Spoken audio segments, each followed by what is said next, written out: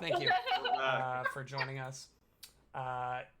Apologies, I forgot to hit test audio to turn my mic on, which is something that I've never done before. But that's what worked, so here we are. One other thing, also over the break, Will and I got engaged. So I was wondering if you two were going to talk about this. Yeah. I want to bring it up. Yeah, I guess we are.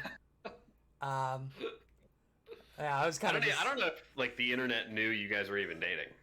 Confirmed. I think there had been hints if there'd anyone been had hints. actually paid attention to our stream.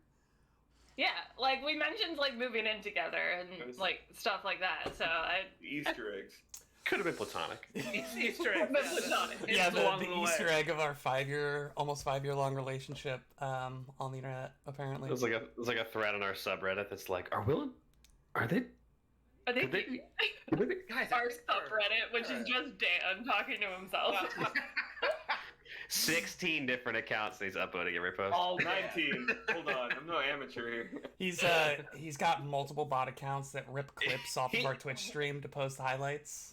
He's making bot accounts that he has to ban, and so he can have the true Reddit experience. He's like, oh, these trolls, man. What am I supposed to do? Oh my god. I'm just having fun, you guys. I got 99 Don't shame problems, me. and all of them are my Twitter bots. Oh, yes, because young.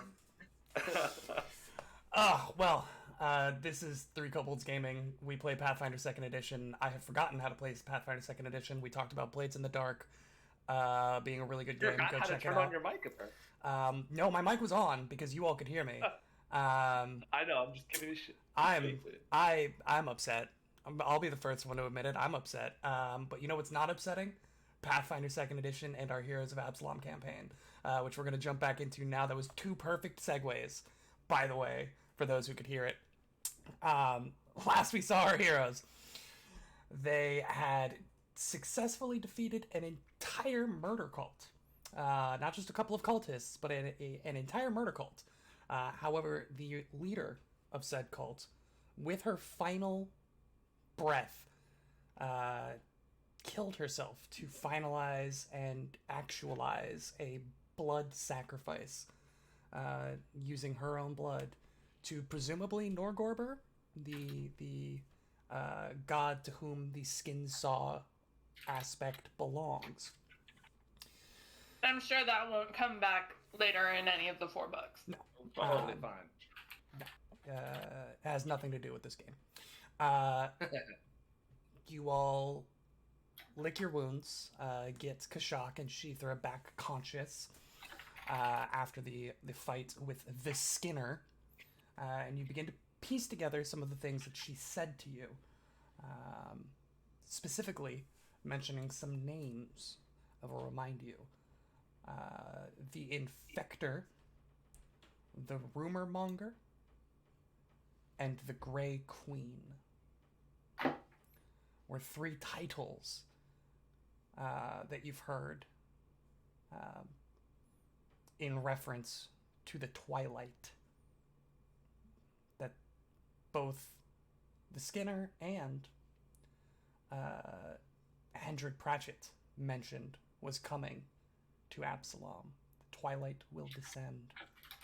The Grey Queen will make this world anew, and you have no place in it. Ominous. Ominous Not for at sure. all. You get the prisoners, the remaining prisoners, out of the prison cells. You get back upstairs. You check in with Captain Runewolf of the Grey Cloaks, who pays you in +1 striking weapons. You also met with 2 characters who are in Runewolf's office when you arrived. One whose name is Olansa Terramore, who is one of the members of Absalom's High Council. And the other was Reginald Venkaskerkin, Yeah, that fucking guy. the guy who owns the newspaper Longer. We hate that guy. known as the Eyes on Absalom. Eyes on Absalom. And Reginald. He wrote the very helpful to us propaganda in the last newspaper article. Yeah. And I mean, basically, what you can kind of glean from that is that he's making this story from that one. And now he's showing back up at another guard office. It's like he's making propaganda. Like, yeah, he's gonna keep doing this. What he does. Yeah. Yeah, so they were both there to speak to Runewolf about the murders that were going on. Word seems to be getting out despite Runewolf's best efforts. But Runewolf's like, no, these are the guys that took care of it. Alonso's like, hey, great, thanks, guys. And I believe Vin Kaskerkin tried to get an interview with one of you, but none of you wanted to. Or no, he was finishing up his interview with Runewolf and didn't want to talk to you. That's what it was. Other way around. No, I tried to get him to leave, and he wouldn't. Yeah. You tried to get him to leave, and he was like, no, I'm doing my job, but I'll keep doing that. Thanks. You all go about spending some time to yourselves. Kashak gets away from the big city, tries to reconnect with nature, and with his still new animal companion in Shithra, above ground and in the forest, not in the city, or in murder caves, or a church. We all know that monitor lizards are very tense in churches. Yeah.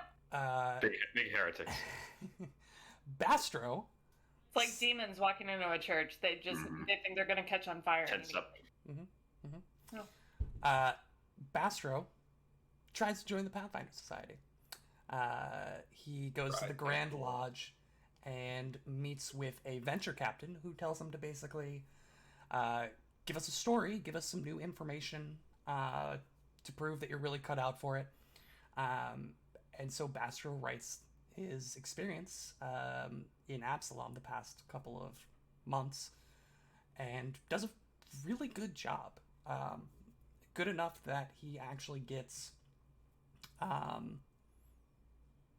he basically becomes a candidate.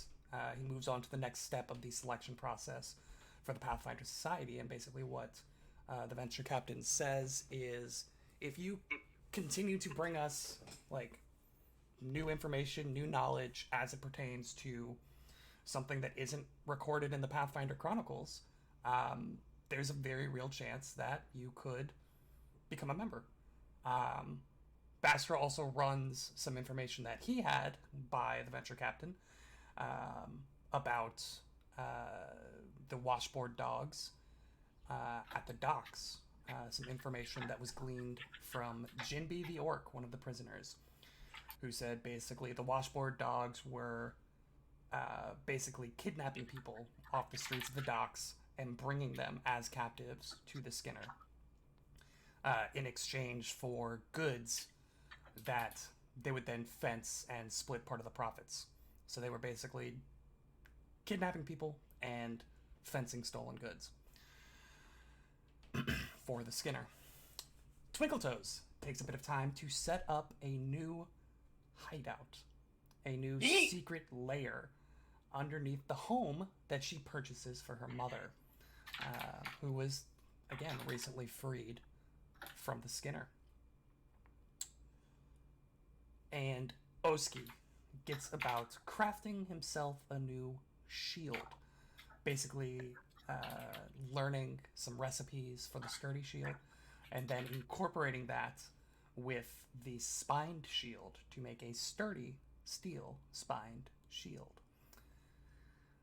Well, a sturdy shield that the spines can be attached to, or the shield boss can be attached to. Correct.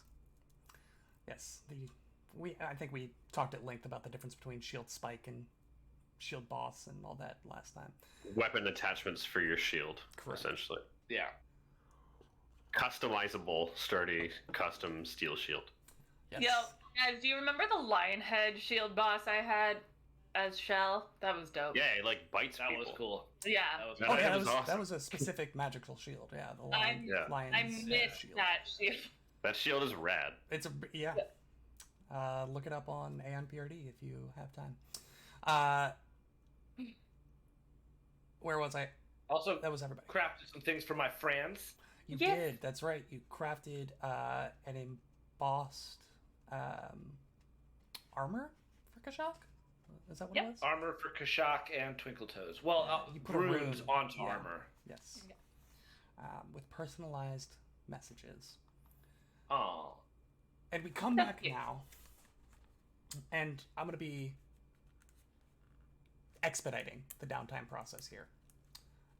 Because I think we've kind of gotten a feel for what everybody's doing, what all the things are. If there are specific downtime activities that you want to take, like I know we have a couple people who still want to retrain, we're going to basically do a chunk, just a brief, this is what I want to do this week, this is what I want to do this week.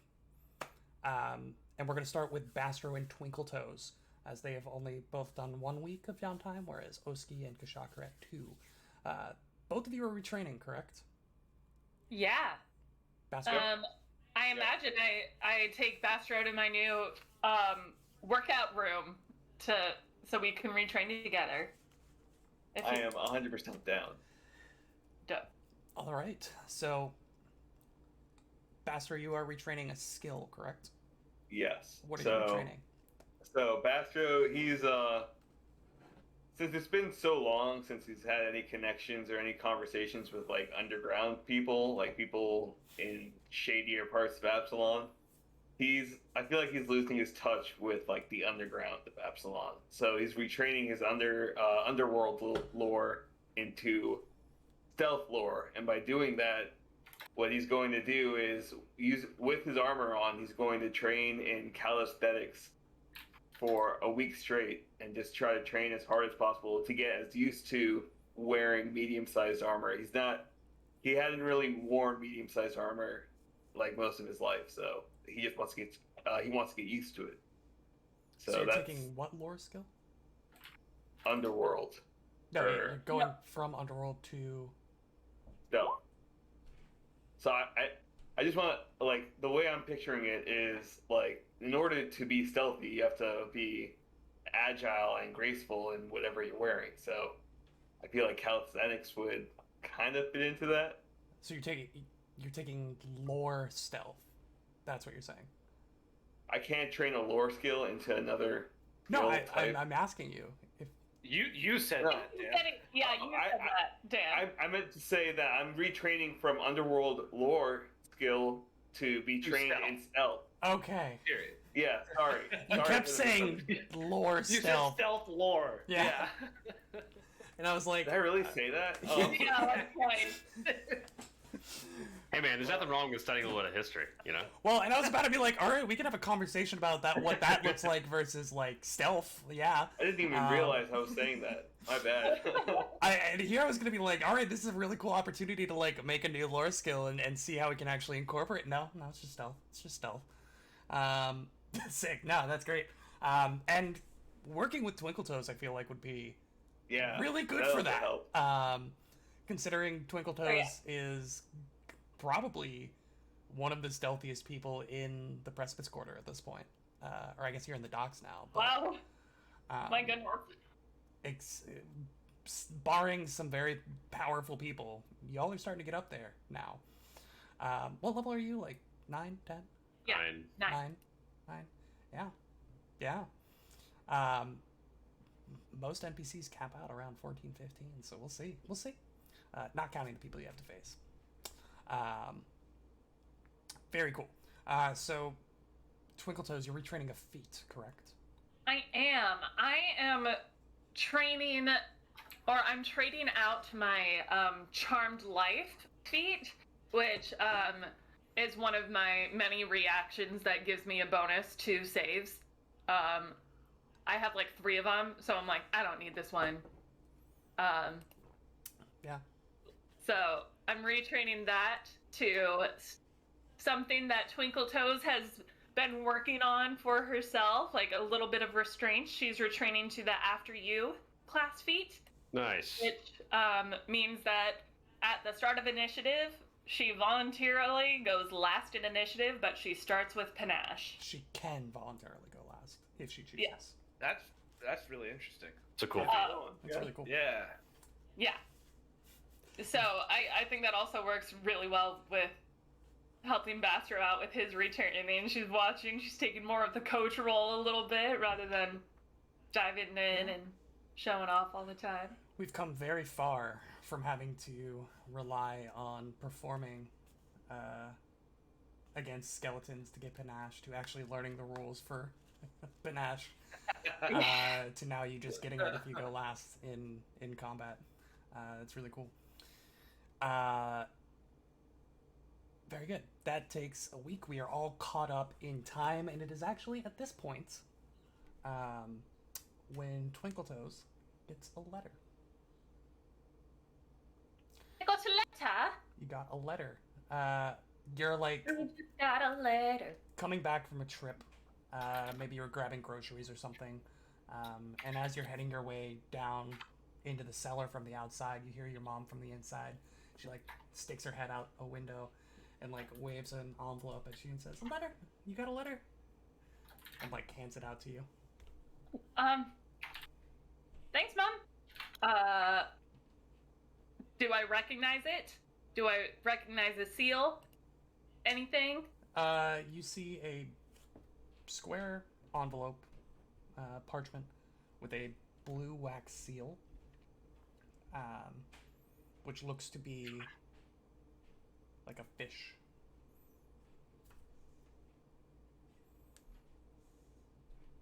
I open it. Okay. I check it for traps first. What's your perception modifier? Let me check. I don't remember anymore. Plus 14. As far as you can tell, the letter is not trapped. Okay, I open the letter. Uh, I scroll all the way to the bottom to see where the signature is, and I check to see if it says Isabella. it says Bella. It says Bella? Oh. Whoa. Are we on a nickname basis? Okay. Okay, now I read the letter. Excited. Bella. It says, Twinkletoes, I'm so sorry to have missed you these past few weeks. I've been training hard to catch up to you and your friends. And it is time now for my final exam. I wish for you to attend, and your friends if they can. And then she lists a date in 3 days. And basically, there's like a little hand-drawn map out of the East Gate with like a little dotted line and an X. And there, it says, meet here in 3 days. I look forward to seeing you soon. Yours, comma, Bella. He's mine. Oh my goodness. Oh my goodness. Maybe yours truly, but yeah. Oh, it said yours truly? Yeah. Okay, I just heard yours. Cool. Okay. I just said yours, but I meant yours truly. Well, she's yours, truly. She's truly mine, is what I'm hearing. I run back downstairs to Bastro, and I'm like, guess who I just got the letter from? Who? I share all the information and geek out about my crush. Wow. Well, Baxter is just like at a loss for words. Do we go find Kashak? Can you send him a message? I don't know how your magic works anymore. I don't even know where he is, honestly. He said he went camping. Don't you still have animal messengers? Kashak would at some point have come back in the meantime and like given you guys a specific location because he was very clear with Twinkletoes, like when you guys need me, come find me, but leave me alone. But you guys know pretty much where he is.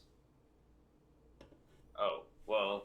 He's like out also the East Gate, so maybe we could like just go grab him before the thing. So we. What? Yeah. He's northwest of the city. Oh. He went out the East Gate originally, but then ran into basically a massive crater of necromantic energy once he got a few miles out from the Radiant Siege. Hard to hunt there for living So then creatures. He about faced and went along the river to find forest to the northwest. Got it. Yeah. What about Oski? Well, yeah, we gotta go find Oski too, but he's not out in a way for us to find. He's like, where is he? Is he out shopping? Is he back at the apartment? I feel like he would be here, right? No? Are you at the safe house or the apartment? We're at the safe house right now. So I'd be at the apartment probably. Should we get rid of the apartment now that we have this? Like, I feel like it's no. Okay, we'll have our separate places. It's fine. I mean, we'll have to check the lease. Like, if there's like a termination fee, that'll be a whole thing. Yeah, that's Like, true. we already have renter's insurance for the whole year, so you might as well keep it. You know, Let's you can go get a find refund if Kashak. you... Never mind. We go back to the apartment to find Oski and share the news with him. That's it. All right. All right, let's go. And Well, then it's not for 3 days. Do we want to go find Kashak now, or? So the meeting spot is We- only like an hour outside of Absalom. Kashak is like a day outside of Absalom. Oh, so we should go like now, find him, and then. Yeah. Yeah. Okay. So you head out using the vague description that Kashak would have given you, that made sense in his mind, but didn't actually have any true bearing on the world around him. It's like the worst drawn map ever. It's like look for a tree. See the tree. It's horrible. Turn left until you see a tree. And It's just pictograms. Kashak, you hear the clumping sounds of a man in heavy armor walking up to you, and you turn around and it's your 3 of your friends. It's like that scene from Lord of the Rings where Gimli's like about to beat the elves. Like I'm a very sneaky dwarf, they'll never see me coming, and he walks right into an elf. That's how I imagine Oski like trying to sneak. Yeah. You guys come up, and it's this kind of small half cave opening that seems to be coming out of the ground with some trees around it, and Kashak like comes out, and he has some kind of like rag or towel that he's like drying his hands with, and he looks just like ripped. Like, he looks like absolutely shredded, and he sees you all, and he's just like super excited, and he whistles behind him, and for however changed Kashak looks, some sort of horrifying green creature comes out of the cave, and it is Sheethra. She's easily like 25% larger, full muscle, just like no recognizability of like the small emaciated creature we found at the bottom of Hendrik Pratchett's dungeon, and she has this like really mean look about her, and she is a fierce beast. She is otherworldly. My God. Does she still look friendly? Do we recognize her? She pops out and she looks at you guys, and then she softens a lot and comes over to Oski first, and then to Twinkle Toes, and then to Bastra, and like licks all of you guys, and is very excited. With this like entry moment of like a lizard about to attack her prey is very much there, where she's like running up the side of the cave and then jumping out, and then it's like, oh, it's my buddies. What's up? Going on? Yeah, Kashak's very, very psyched to see you guys. I take it we're up for the next adventure then. Well, I have a date that you all are invited to too, apparently. So, Kashak kind of looks to Third Oski. and fourth wheeling. He kind of looks to Oski and was like, "This isn't really what I meant when you guys said like come get me when we have something to do." but it's like an actual thing though. Bella. I don't know if you're allowed to call it that. Actually, she wrote that to me. But she has her final exam in 2 days now. So she wants us all to be there. So. Right. Okay. Yeah. But she only wrote to me. So. Madam Isabella, I'd love to be there for her And now that we're- exam. Alright, do you want to explain Twinkle Toes the exam? Did she explain that in the letter? Did you explain the exam in the letter? I've never heard of a final exam before. Well, anyways, we can figure that out She's like a paladin or something, right? So. once that comes. Yeah, I'm not sure Yeah. what exam. Pally Din. This is all pretty weird. She's like a holy knight or something, so I think it's like Order of Yeah. the Torrent, I believe. Mm-hmm. Yeah. I think it's like to become a better knight you have to pass a certain test or something. Maybe it's like a jousting competition, I don't know. But I she do wants like us to do that. jousting. We didn't have jousting where I came from when I first saw it here in Absalom, and it's... Oh, man, it's crazy you guys do that stuff. I'm in. Let's go. We'd be really good at it, though. Talker. State sport We of also- Maryland, by the way.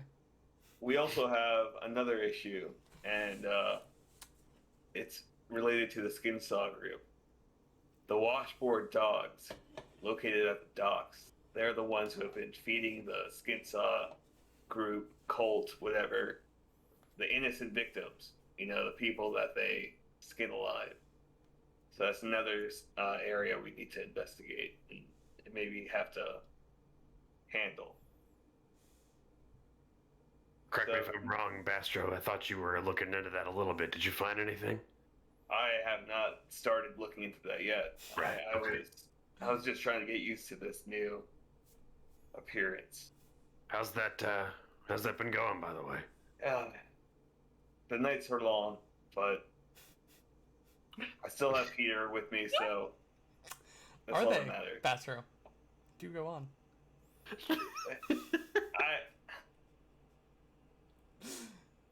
I don't know why. It's so tender. The nights are long. It's just hard to sleep. That's the point I was making. It's tough sleeping out here as well. The earth is harder than I remember it. Haven't slept in a bed for so long. Wimp. Your arms hurt? What, these babies? So he just gives you the guns. This was your idea. They're huge. What did you do to them? Pull-ups. Gross. Nice.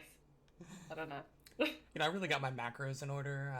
Got my diet sorted out. Really started. Just hitting some it. really clean living. Yeah. None of that. Creatine, lots of creatine. Yeah. 3 shakes a day. You know how it is. So you all start heading back towards Absalom. We did. Yeah. It takes you about another day.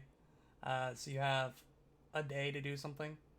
Basically, it's sundown an hour outside of city. So Do we know where she is?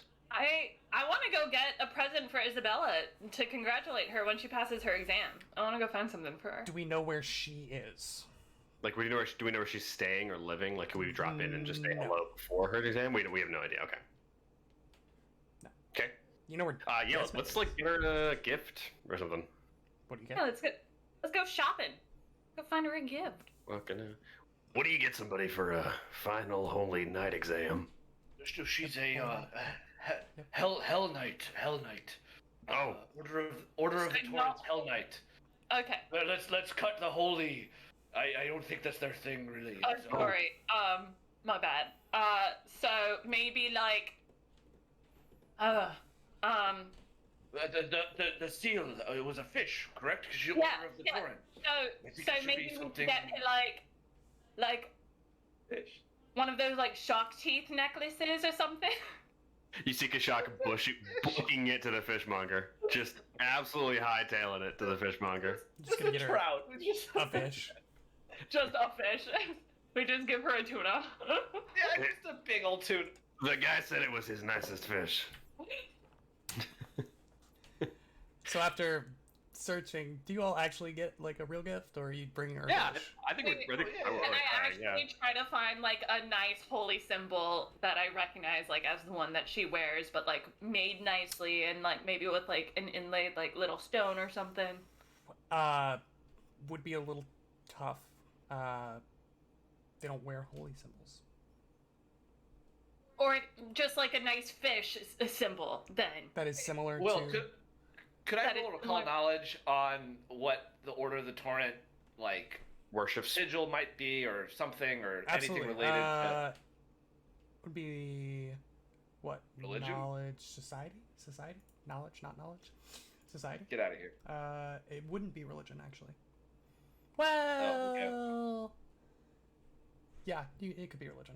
Religion. I don't society. remember a religious association. I know the Hell Knights obviously a lot of it, like Asmodeus and stuff like that. But the Torrent seems pretty atheist. I think they're neutral. Not A religious is what I'll say. Like, they're a more secular organization. So Well, it I takes a- want to find something Society or religion. necklace-like Mhm. that is symbolistic of a river or of a current Okay. or something but looks nice and is tasteful. Yeah, yeah. I mean, you're easily able, especially being on an island, easily able to find a variety of jewelry. Um, Maybe one is like a silver chain with a like medallion on it that has a fish swimming in a river. Yeah. Cool. Oski Society? It was to help find something. So if we've already found something, the roll is useless. No. What was it? How good did we find something? I mean, if it was society, not religion. Yeah. 18. Oh yeah, It's that's a good fit, Nicholas. it's a fish. It's a fish for sure. And you make your way out a bit before sundown. You make your way out to the spot marked on the map. It takes you again east out of the city and then north into some sparse woodland. You can tell a lot of the trees here, as Kashak, you've already been through this area. A lot of the trees here are dead or petrified, presumably from the literal horde of undead that marched these very fields not even 2 years ago. And as you're making your way, the sun is getting lower over the hills, but eventually you follow the map to its end to find a small campsite. You see that there is a fire lit, a single tent, and there seems to be 2 chairs, like camp chairs that are folded out next to the fire. And you see Isabella is currently sitting in one of the chairs, wearing full plate armor. And she is currently sharpening and polishing a halberd as you approach. She I notices... look nice. Do I look nice? You tell me, do you look nice? I Roll look for nice. niceness. Okay, Yeah, I look you nice. look great. She waves to you as she notices, putting the sharpening stone in a small satchel at her side, standing up, and she like does that little thing where she slams the butt of the halberd into the ground, and she says, "Thank you for coming. My lady, we were honored to receive your invitation. I was worried I hadn't seen you in so long. I gave this to Belbury to get to you, and well, I'm just glad I made it. A bit nervous. So what is the test? What do you need to do?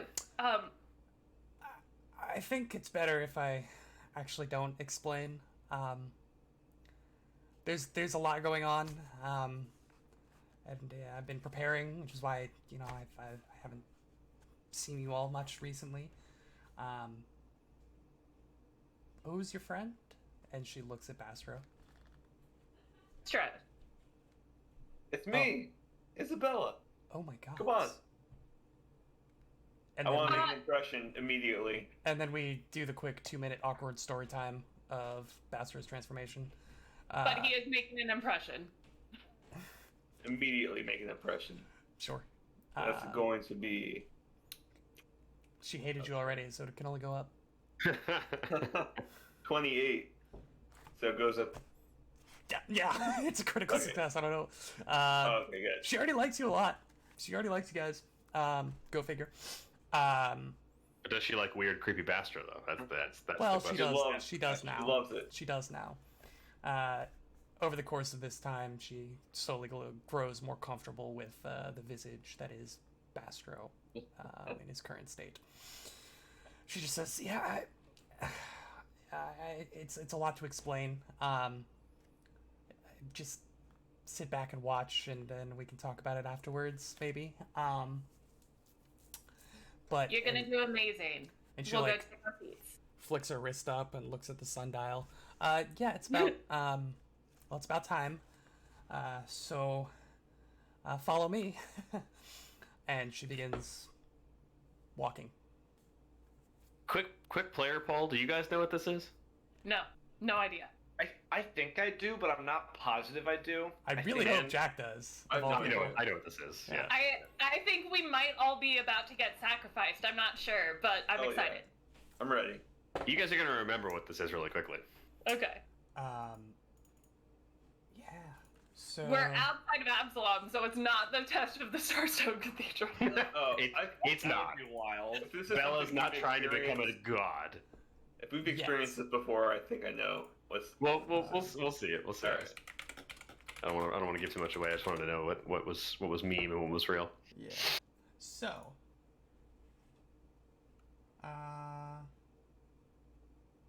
oh no, my artwork is broken. Oh, there we go. He fixed it, ladies and gentlemen. He fixed the art. Art has returned. Will saved art. Yeah, absolutely. Ha ha ha ha ha. It's working. Ha. Mm-hmm. Okay. Funnily enough, Jack, you might actually recognize this art because apparently it's from Hell's Rebels, Oh. which I didn't realize. But if we go to I haven't read that much of it. the map, I'm the map. I'm the map. I'm sorry, I'm doing like 7 things. I'm gonna reference all the kid show songs today.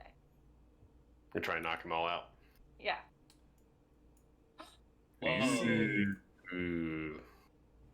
That is some crazy armor. Whoa, the fish in the halberd. That's awesome. Yeah, you Yeah. see Drooling a little bit. I'm drooling. as that's Yeah, not Isabella. That's wild. No, yeah, I know. I'm aware. I'm drooling at this artwork. But Yeah, you see this is cool. that Isabella, after about 5 minutes, you walk up to see this figure standing in the middle of what looks to be a runic circle.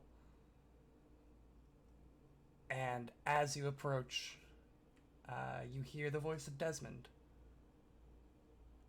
And he says, "Well, Isabella, glad your friends were able to come and see you.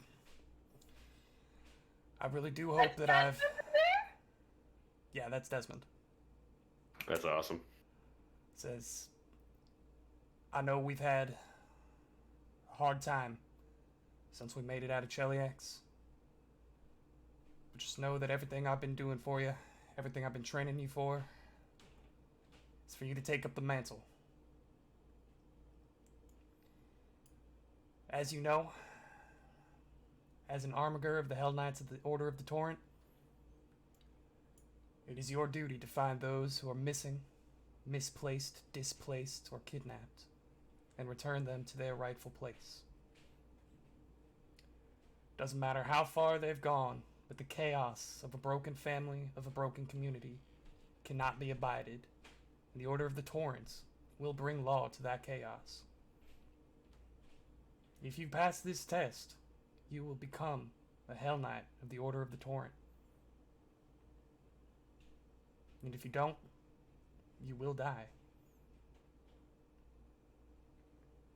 Step forward, Isabella." And he, like, steps back out of the circle. Isabella steps in.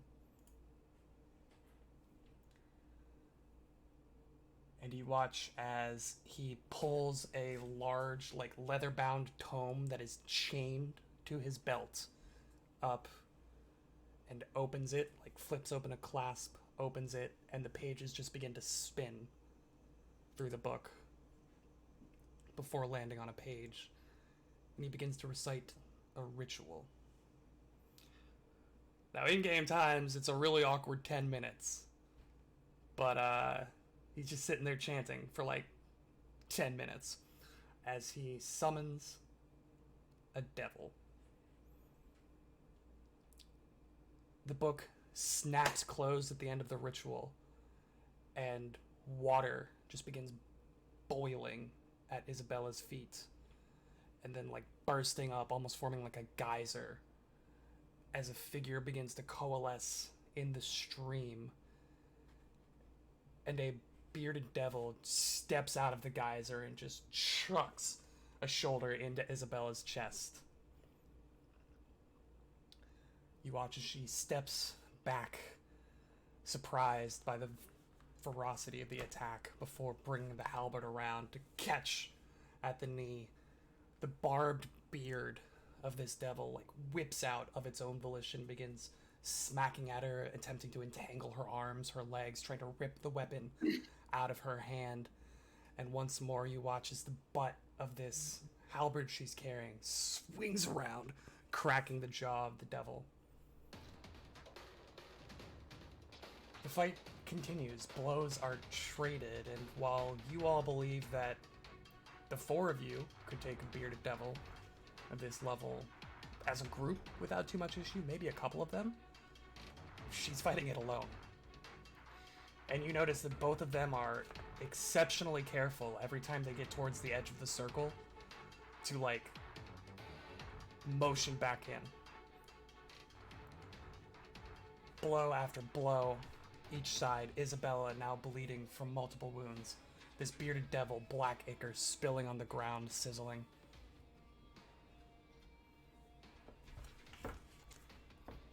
I'm gonna roll some checks.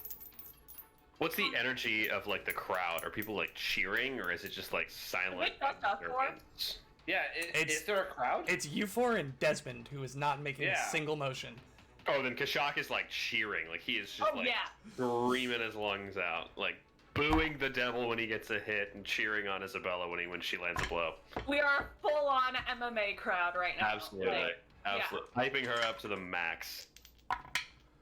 Okay. Wow. So I was rolling 2d20. I was gonna do it 3 times. I did it 3 times.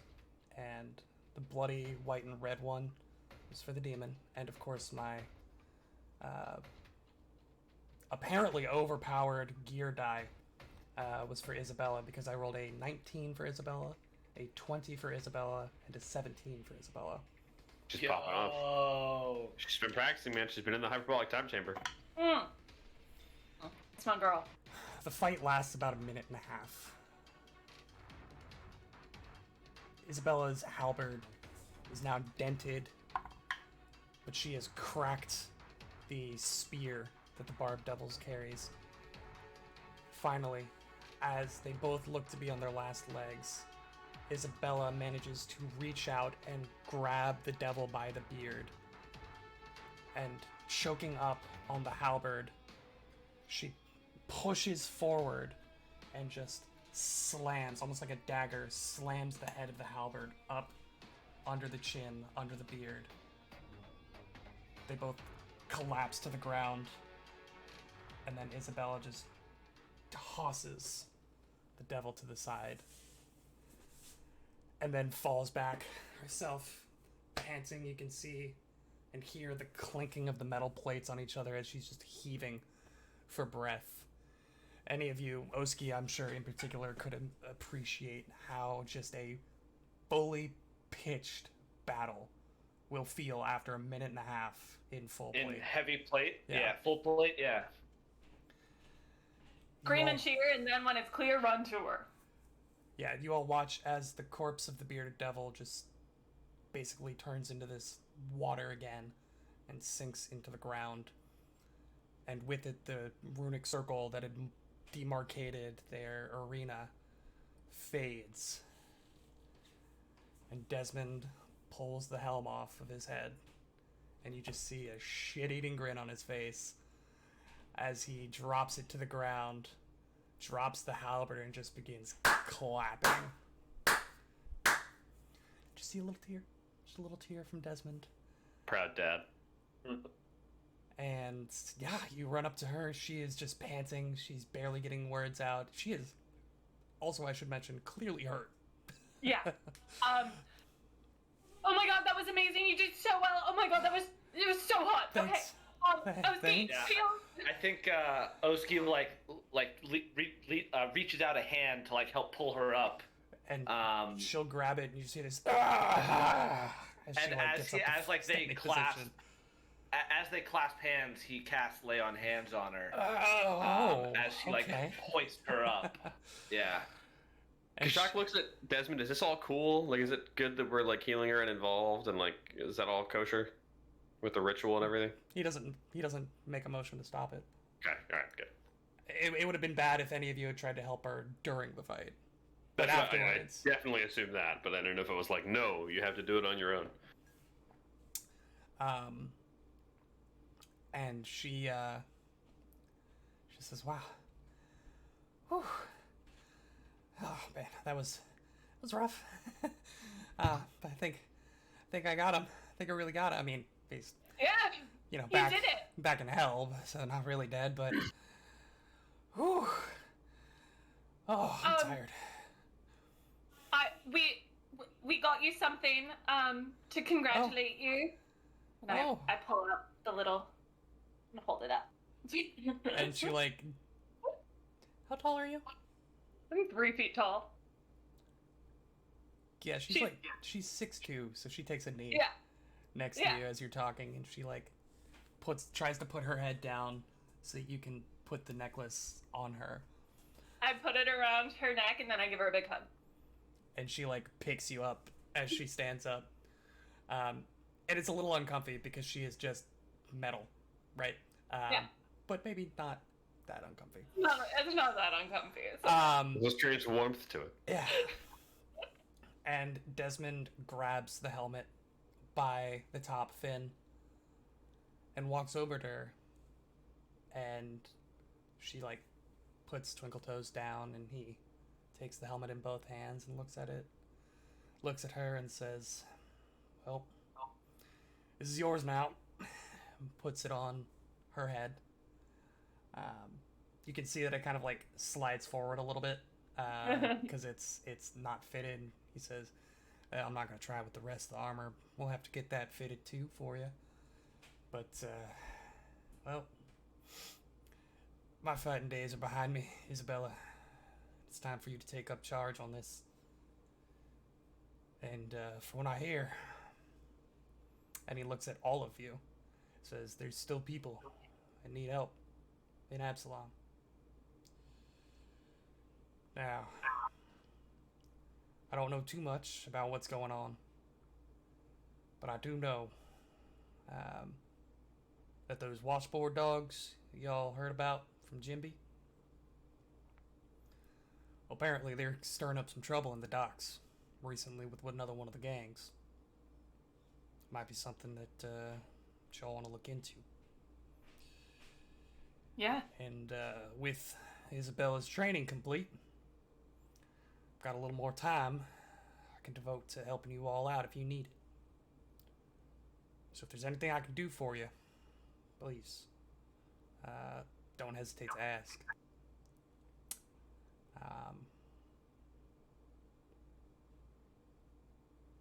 And with that, the ceremony is over.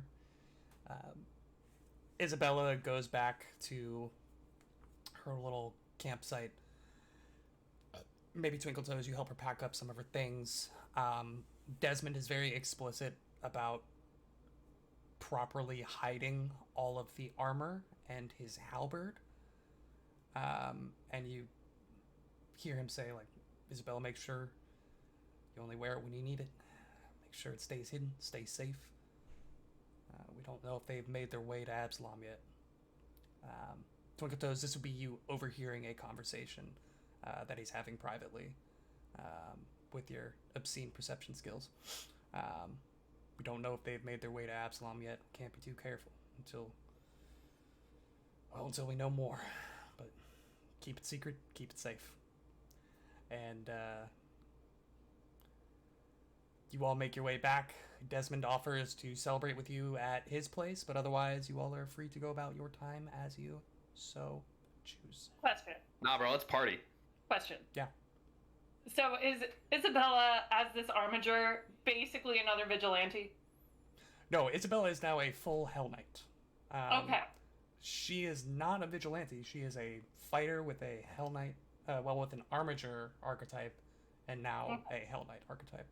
And I think that a Hell Knight would bristle at being referred to as a vigilante, just from what we know about Hell Knights. Yeah. Cool. But it certainly seems like she is attempting to hide, or they are attempting to hide that part of their identity. Okay. So that is not dissimilar. Okay. Yes, that battle was quite something. I think a celebration is in order. Yes, I agree. We have a drink. Yeah, and so Desmond takes you all back to the cabin in East 8 District. You all celebrate with Isabella well into the night. Desmond, for the first time that you've seen him, gets a little tipsy, gets a little dirk, and Drunk. yeah, just begins, recounting some of his tales in Old Cheliax, of his time as a Hell Knight, and he seems to be a little more open with that now. He's played around it, and you all have gathered information about it. But now that you all have been kind of accepted into the know, he's become more open in sharing those aspects. And you hear that he tells a couple of stories about Isabella's parents, about Isabella's mother and father, who were Hell Knights under his command. Tells a story of the three of them, plus a few others from their unit, breaking up a hag coven, which was stealing children in Cheliax, and recounts that tale with fondness. And the night wears on, and eventually Desmond politely asks you all to vacate so that he can crash, because he's looking pretty out of it at this point. Stores the armor and the halberd in a false panel in the floor, and then says to Isabella, "I'll get it fixed, I'll get it altered, and I'll let you know when I have it. Otherwise, look into that the dogs at the docks for me, Twinkle Toes. You can handle it. You used to like the docks, right? That was Yeah. right. It's my home turf. Right. Mhm. Yeah. So if you could, you just, and he falls asleep. I pat his head. Good night, Desmond. And you all make your way back to the apartment.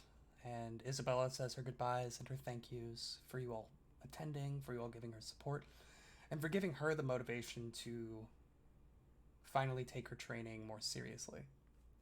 Giving her the motivation she needed to take the next step, to take the leap of taking the trial. And with that, we're going to go ahead and take a quick 10-minute break. And we'll see you all back in 10 minutes, 8:20 Eastern Standard. Thank you all so much for joining us, and we'll be back in just a bit.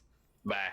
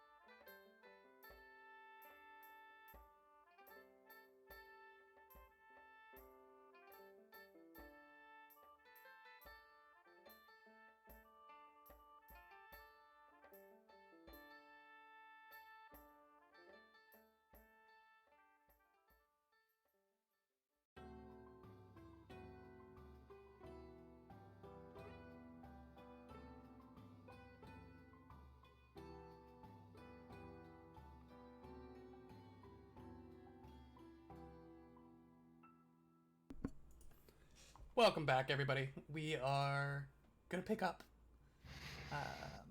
on the following morning. Is everybody back at the apartment? Yeah. I believe so. Okay. Yeah. Yes. None of us remember how we got there, but we somehow are in our beds. Yeah. There's just I just a- remember like a long, beautiful goodnight kiss. it's a- Just kidding. it was all a dream. So, Yeah, there's this really weird receipt for a goblin gondola ride that cost you like 150 gold to get everybody from Eastgate back to the apartment. Yeah, I got Jack. Excellent Galarian Uber, by the way. Fantastic. And you all wake up. Now, we go behind the screen a little bit. Stuff is happening. You've been made aware that stuff is happening in the docks. That washboard dog activity is increasing. Do with that information what you want. You could also continue to pursue other things. This is shall we say, choose your own adventure. Section. Not washboard dogs. I mean, Bastard was going to start investigating the washboard dogs anyway. Exactly. Yeah. yeah. Master Okay. would push for these dogs. So like washboard, like what you do with clothes? Yeah, like I believe what they do is they kidnap innocent people, give them to the Skin Saw group, and then B, they take random dogs on the street and they wash them on washboards. Mhm. Like it's the Yeah. two main activities of this group. Yeah, So hero like point. the first one is really horrible. The second one, like kind of a nice community service. Like we should probably set up a system to. It's just a little odd. Like, we what- should have someone else take that up I once don't we think you take should- down this organization. I don't think we should be washing any living creature with a washboard. I feel like that would hurt. I have to be honest. I've never seen a washboard in. I am struggling so It's hard like- to it's figure like out a- if Dan it's- is memeing it's a- or not. It's literally flat like surface with, before, like, before there were washing machines, they'd have a tub and they'd have the thing that you like. Yeah, you rub it up and down vigorously. They're But is also- it like so it's like we shouldn't put animals on it? Like we Like, shouldn't do it that. wouldn't- No, it's like waterboarding someone over and over again. I don't Like, think it's like waterboarding. I think it's I a little mean- bit different than that. It's like But it's like washerboarding. dumping someone and scraping them against a metal board. Oh, but no, Yeah. it is not. It is not a friendly piece of machinery. It is not nice looking. This one's like Actually, what they do though? What? blades. No, Ben. Yeah. No.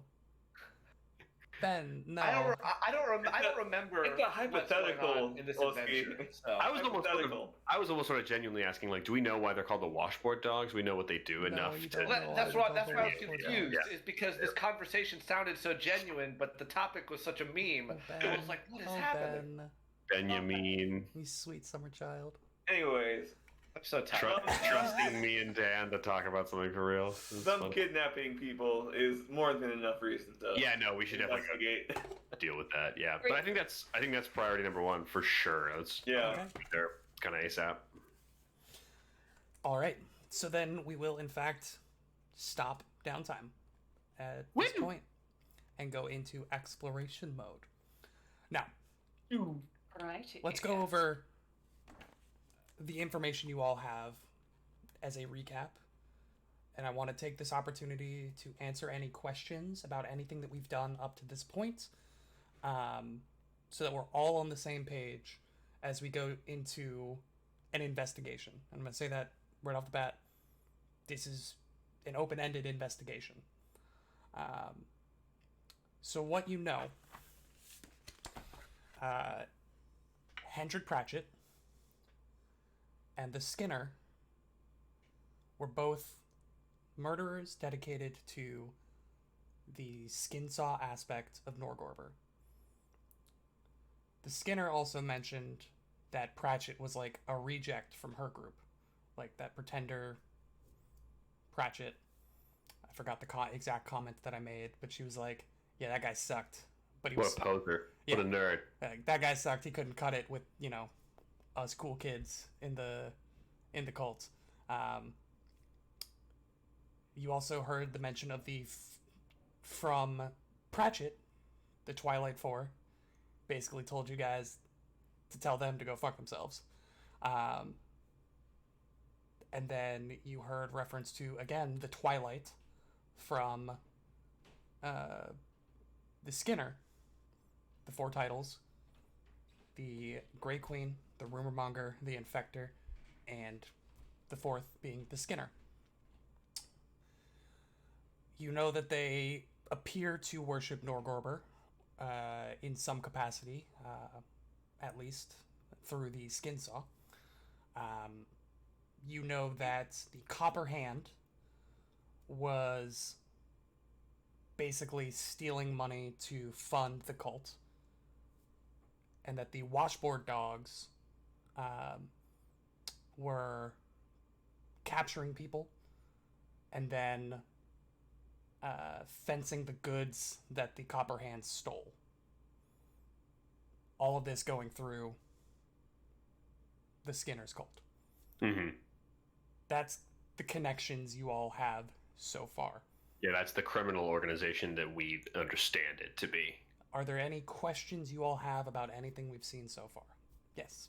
The Twilight Four are the Skinner, the Infector, the Rumor Monger, and who? The Grey Queen. Great Queen. The Grey Queen. We don't have any names in the Washboard Dogs. We don't know their leadership structure or captains. Not yet. I don't We think just so. know that they are an entity, and we learned about them very recently, like from You our learned about investigation. them from Skinner. Jimby. Yeah. So Jimby was like, yeah, I owed a lot of money to the Watchboard Dogs.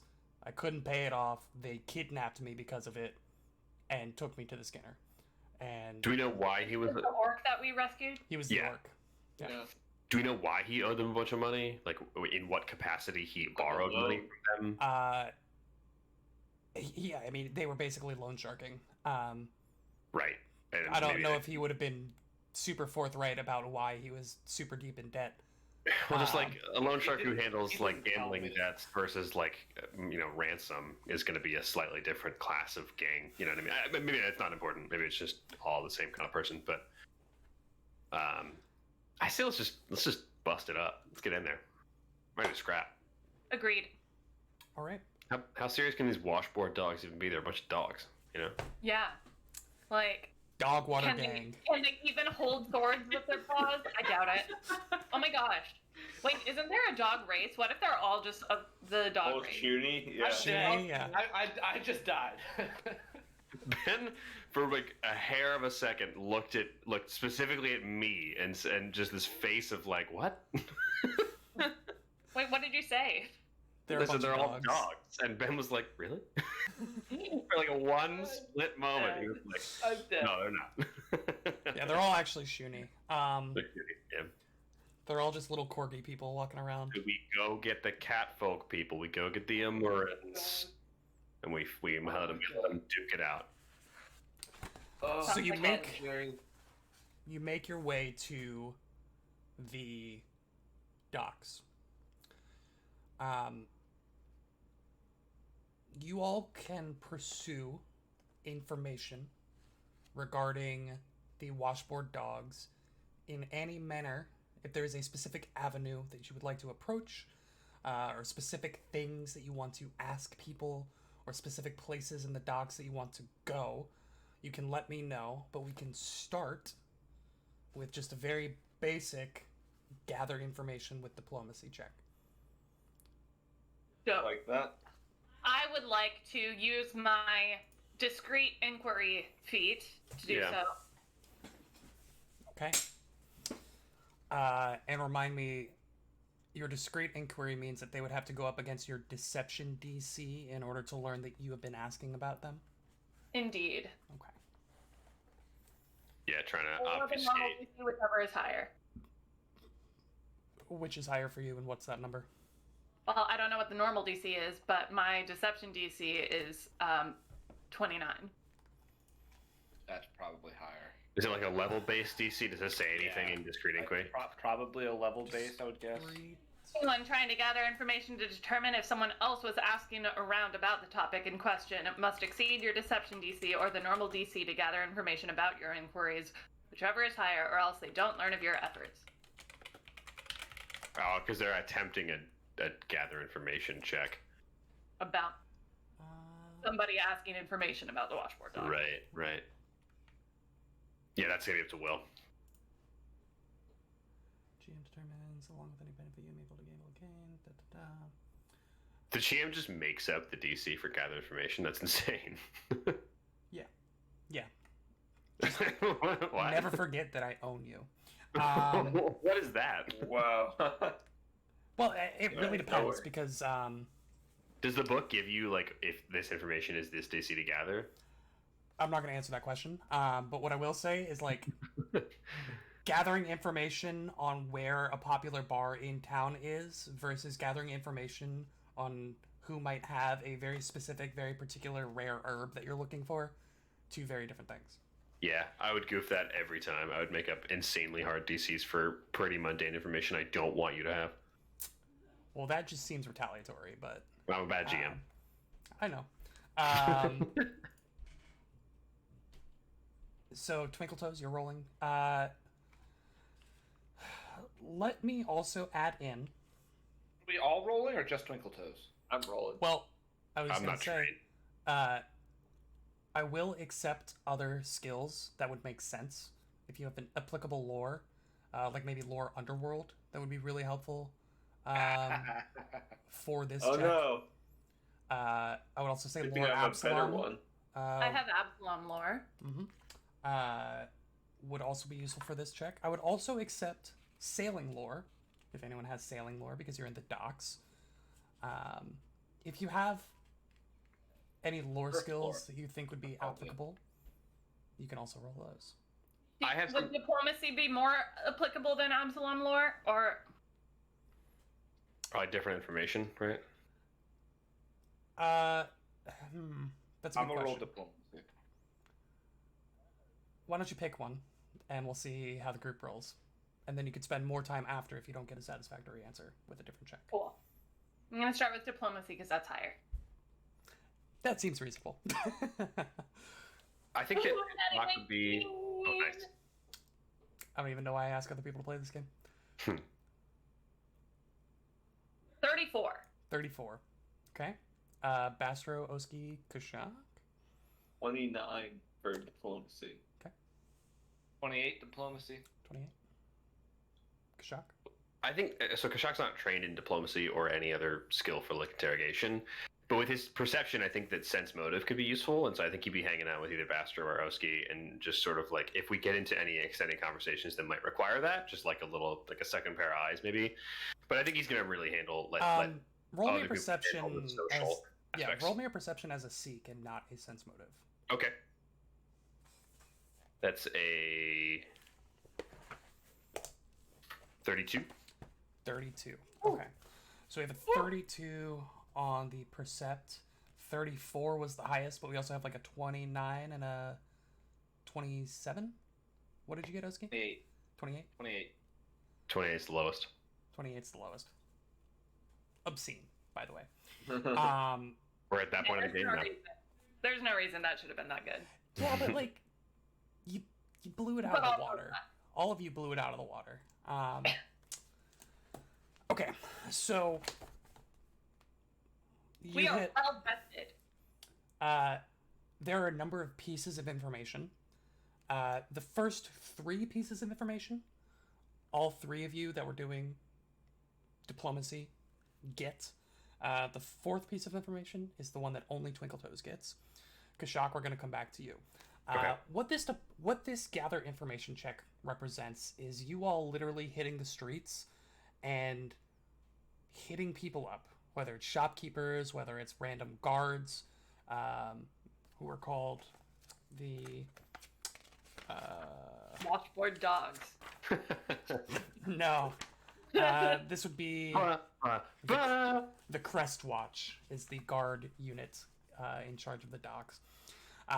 Whether or not you're just like hitting up a guard, whether or not you're talking to shopkeepers, innkeeps, random merchants, ship workers, this check represents a solid 6 hours of you all just gathering information from the denizens of the docks. One of the first things that you learn is that the washboard dogs have recently started essentially a turf war with a rival gang known as the Diabel Sweepers. Diobel Sweepers. D-I... Diobel. Diabell Sweepers. Thank you. B as in bog. The problem is that they wouldn't seem to be rivals on paper. Their turfs don't dramatically intersect. Their operations are discreet. You hear that the washboard dogs tend to run protection rackets and money laundering, whereas the sweepers deal with illegal alchemicals. Basically, what happened is you heard about a scuffle that took place, a brawl in a casino called the Lucky Nimbus Casino a few weeks over a card game. Both groups were then kicked out of the casino, and that scuffle has kind of ignited essentially a fight on site, all-out war in the docks between the members of the two gangs. The next piece of information. The sweepers tend to recruit members from the flunkies and dropouts of Absalom's alchemy guilds.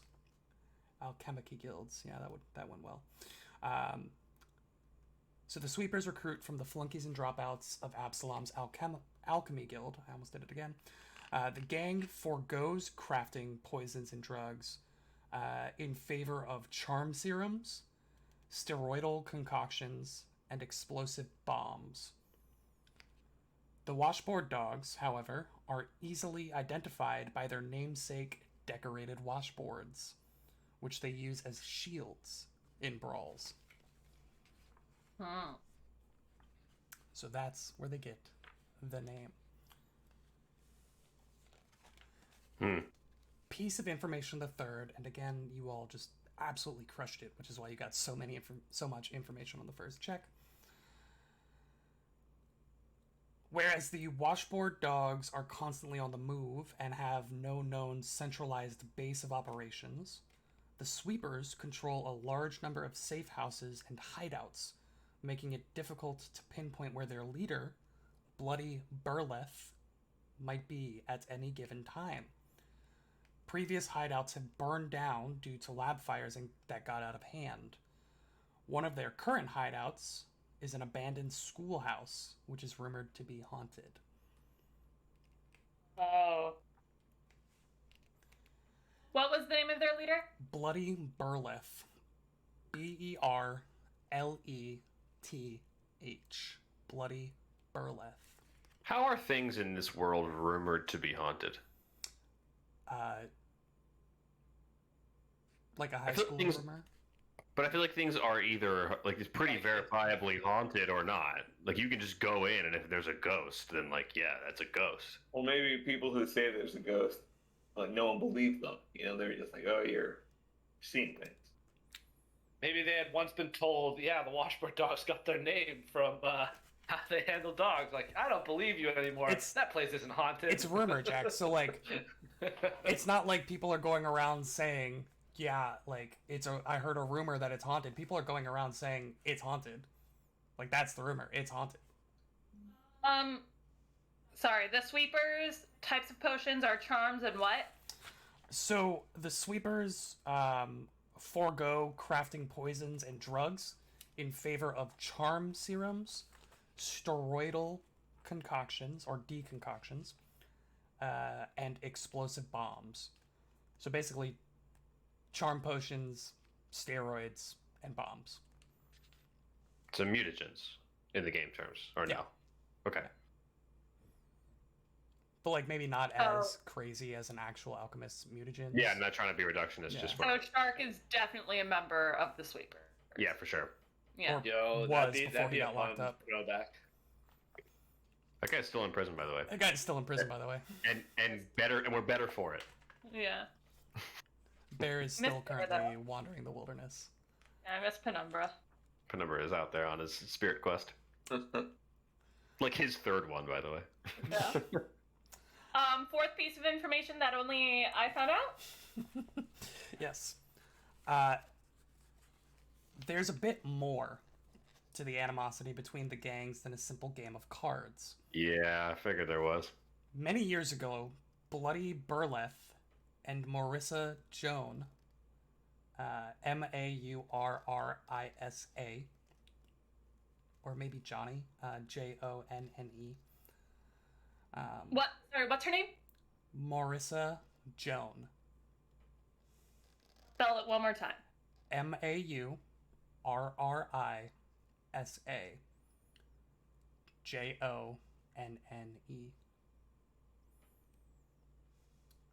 That's definitely Janae.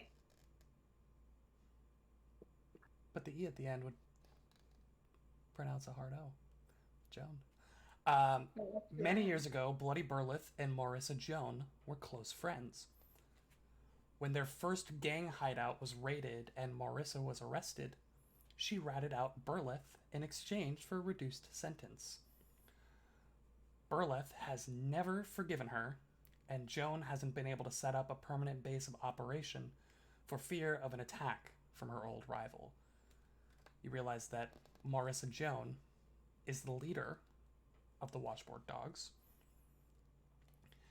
This spat over at the Lucky Nimbus ban might be the final push necessary for the gang leaders to put an end to their rivalry permanently. So the two gang leaders, Bloody Burleth of the Sweepers and Joan of the Watchboard Dogs, used to be old friends. Joan ratted on Burleth when they used to be in a gang together. And they've been fighting ever since. That is the initial information that you get. Kashak, my dear old buddy, old pal. What's up, man? How you doing? As you're hanging out with Twinkle Toes, and Oski and Bastro, and you're just like posting up, looking like a big lizard, looking around, making sure nobody messes with your friends. You've heard the description of the Watchboard Dogs.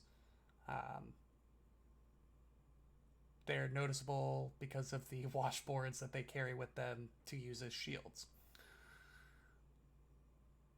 You notice as Twinkle Toes finishes up this conversation with like a street urchin kid on the street. He's like, yeah, they used to be friends. I heard about them. They used to be friends until they got a little bit of tiff. And,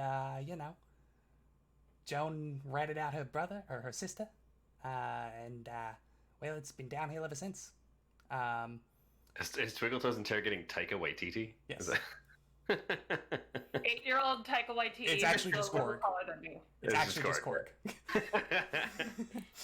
A little bug with swords for arms, just chilling on the ground next to him. He says, yeah, I don't know. But pretty mad. They might settle it for good this time. Kashak, you clock maybe 4 or 5 blocks down. 3 like thug-looking dudes, just big, burly, angry-looking guys, walk out. One of them like pushes a customer out of the way as they're exiting a shop, and the third one just has strapped to his back a washboard as he's exiting the shop. And you see like a distressed man like come to the doorway and just like watch the doorway of the shop and just like watch them leave as he's just like wringing his hands. Can I see my crew from where I'm at? From where you at? Yeah. From where I'm at. Yeah. Absolutely. You're with them right now. You're with We're all together. Yeah, you're all together. Yeah, he'll tug on various shirts and belts. I see one over there. I'm gonna start tailing him. If you guys wouldn't mind following me. And I want to start following him from a safe distance. I take to the roofs. So I want to, sorry, be clear. There's 3 washboard dogs walking out of a shop. A guy comes to the door of the shop and watches them walk off as he's like looking nervous, wringing his hands in the doorway. Are you following the washboard dogs? Yeah, I want to see what they're talking to a guy outside of a shop. No, they are walking away now. They just exited the shop, and the guy is watching them leave from his doorway. I want to follow the Take this washboard time dogs. to shake this guy down. He's really nervous. He's gonna get kidnapped next if he doesn't come up with the money. Yeah, but I want to follow the washboard dogs though. Same. Agreed. Oski goes to the guy, I think. He'll sort of like nod to Kashak and like gesture to the guy in the window that he's gonna go talk to him, and then like follow after. Okay. So who's going with Kashak after the people, after the dogs? I'm going up on the roofs to follow. I think only Oski is talking to the guy. Okay. We'll split the party. Classic. We're gonna start with Oski. Oski, you watch this man. You can see that he's like an older human dude, like balding on top, wisps of white gray hair along the sides, just sweat, profuse sweat dripping down his forehead as he's watching these 3 guys walk away. He heads back into his shop, and as you approach, you just see the little sign above the doorway says, "The Duck's Back." Water off the duck's back. You enter to see this, like, curiosity shop, basically. There are a number of, like, small ornamental things, gifts. If you've ever been to, like a Kitty Hawk's Kites in the Outer Banks, it's just like a bunch of random knickknacks and fun little things.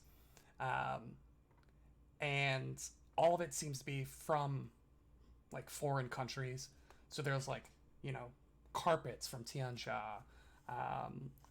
There are like handmade metal jewelry from like Garund. Just all different kinds of baubles and bits in this place. And you see this man go behind the counter, and he pulls out a little box that he unlatches, and you just hear him start counting to himself as you enter. Is anyone else in the shop, or is it just the guy right now? Just the guy right now. Yeah, Oski will sort of saunter up to the counter, and in the most like unassuming way that Oski can, all 6'5" of Oski in full plate can muster, is going to try to seem very sort of just casual, and just say, "Hey friend, I couldn't help but notice some of them dogs just left." And he just like startles, the box shapes, and you hear like coins clink to the ground. He says, "Oh, sorry," and he begins like collecting them off the ground, and you can see his hands are like shaking as he puts coins back into the box and goes, "I'm so sorry. Customers, great, yes, sir. How can I help you, sir?" Well, friend, what is your name? Ray. Or puts a hand out. Ray Charnes. Good to meet you. And it's actually spelled R-H-E-I, not R-A-Y. And he says, R-H-E-Y. Not like a ray of lights, but I am a ray of sunshine. How can I help you? I'm gonna make him a joke that says, "I'm a ray of sunshine," spelled Ray with an N. Ray, please calm down, take a deep breath. Sure. I am not with Sure. with them. Yeah. What do you know about the dogs? What did they just come in here and ask you? or tell you, or like. Yeah, the washboard dogs, my good old friends, the washboard dogs. uh, um, well, I pay them for their generous protection of my shop. Um, Very generous protection of my shop. Yes, I pay them to make sure nothing happens to my shop. uh, How frequently do they come around? About once a week, but well, they uh they've missed the last 2 weeks, but they just came. Uh, well, they were asking for the 3 weeks worth of protection, and I didn't have it. Because it's a lot of money to just have around after you've been robbed twice in the past 2 weeks because they haven't been doing their job of protecting their turf, and well, I didn't have the money. Who robbed you, my Ray? Ray of s- Sunshine, who robbed you? Oh, some of the minor gangs in the area are, well, the dogs have been busy recently, so some of the other minor gangs are getting a little more rambunctious in their absence, and if I flip to the right page in my ledger, I could probably tell you that it was the Puddle Jumpers who got me the first time, and then the family that got me the second time. Yeah, yep. I'm just really happy that I'm paying them for protection When they're not. when they're not doing anything. Ray, is there anything that you can tell me about the dogs, about where they go after you pay them, or anything you've overheard when they're over here? That you've heard or anything like that. Well, I'm sorry. It's just the recent burglaries have me a bit on edge. So many of my wares are priceless, and if I could just offload a bit of my inventory, I might be able to think a bit more clearly. Ray. What's around that I could buy for like a gold or two? Um,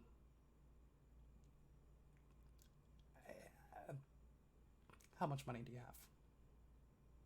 8 gold. I just bought a crap ton of things. Well, look, as I said, I'm a bit tight on cash, and I'd rather not be bad-mouthing them while I'm on the bad side. Maybe if you get together a little more money, I might be able to help you out, but I've got things I gotta sell, friend. So I appreciate Ray, you coming in here. I promise you, my friends and I are here to help you in a way that the washboard dogs cannot. But if you're trying to now shake me down for protection, essentially, I don't think that's the right way to go about this. Can I roll a diplomacy on that? Or is he like not buying it at all? He like just Could needs the certainly money. roll. I would be Yeah, like, he I'll make needs- an impression. 22. 22. I mean, he'll just straight up tell you, look, like, I don't have the money to pay them, and if I don't have the money to pay them soon, they're gonna break my legs, and I don't think you're gonna break my legs. And if you're gonna break my legs, it wouldn't matter because they're just gonna come by and break my arms after that. When But- are they coming back? Ray, I when don't are they know. coming back? I don't know. That's the best part. I don't know. But All right. what I'm saying Yeah. is I'd be more than welcome to help you out, but I just need a little bit of money as insurance so that when they come by, I don't get my legs broken. I'm more than happy to sell you things. I just need money to pay them. It's more information I'm after at the moment, but I'll go talk to my friends and come back. Okay, so this guy could be useful if we want to explore this, but there's nothing else I can do right now. So he'll just go to the door and like look out for where Kashak trotted off to, and slowly follow if he can see. Sure. Kashak, Twinkletoes, Bastro. Give me a survival check as you begin to track them through the docks. Sheath too. if you would like. I would. I got a To 7. be survival, though? Yes. Okay, well, I rolled a natural 19 again anyway, so 29. See, it doesn't matter. That's better than mine. I don't know why I ask anyone else but Emily to play this game.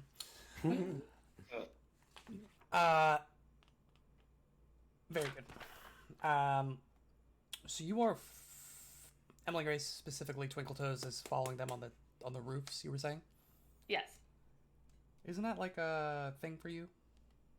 Like you get a bonus Yes. on roofs. What was that from? I do You're indeed correct. have the Terrain Stalker rooftop. Which gives so- you.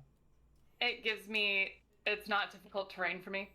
Not that it's ever difficult terrain, but it was more of a I flav. mean, I feel like roofs could definitely be difficult terrain if they are steep angles and whatnot, or I if it's wet, agree. or yeah. So I don't think that's a bad pickup at all. And it also, I can sneak without attempting a stealth check.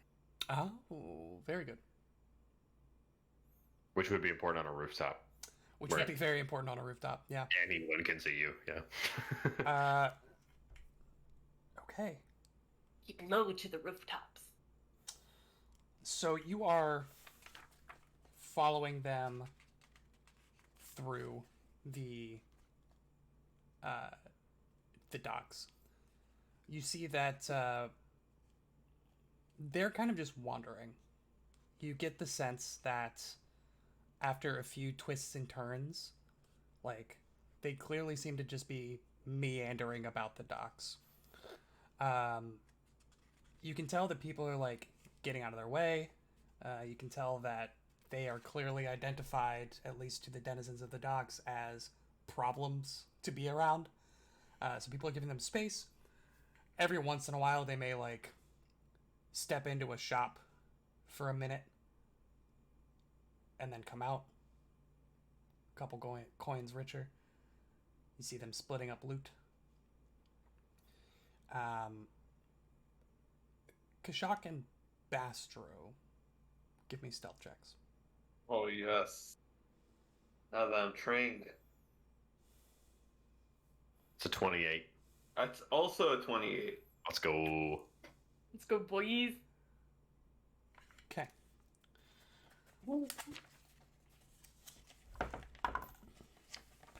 So, they continue to meander.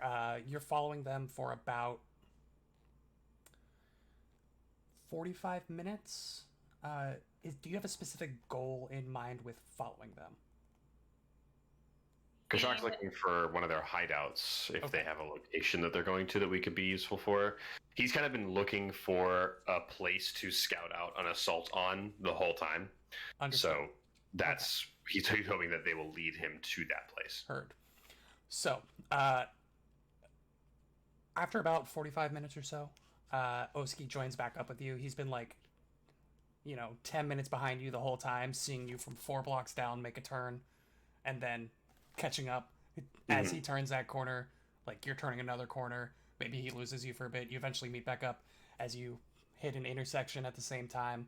And Oski, you're relieved to find them, because again, you've been chasing their tail. And you continue following them. It's about, as I was saying, your investigation, your diplomacy took about 6 hours. You probably got here at, say, 9 o'clock in the morning. So it's like 3 in the afternoon, 4 in the afternoon at this point. And you see one of them breaks off.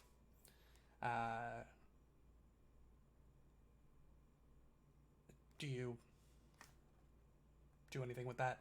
Are you following the 2? Are you following the 1? I signal down to Kashak and Bastro that I'm going to follow the 1 while they can follow the other 2.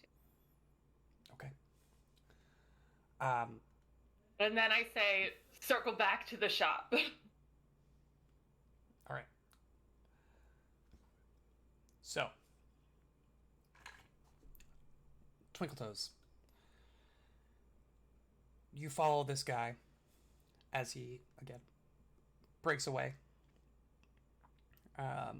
meets up with some other members. He finds 3 more guys from the Watchboard Dogs, and they start meandering. And as you're going, you realize that you're just doing a big circle instead of taking random twists and turns. You're doing like a big looping circle, like back around. Eventually, you come back to the same intersection where they split up.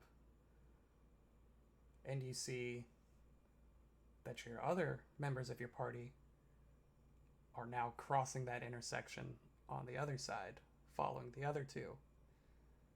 And I would like everybody to go ahead and roll me initiative. As they clocked you, Kashak and Bastro, with a natural 20 on their perception. Oh shit. Whoa. Okay. I blame Kashak Oh, on they that want one. to get back up to bring it. Amazing. And have to. Oh, duh. After you. I'll go last. Let me see here. Where is my map? I assume we're using stealth for this as well. Me and Bastro. Yeah, actually, you would be. Oh, that's even worse. Way to go. High key, my best skill to roll initiative with. Hey, where is my map? Oh no. Oh no.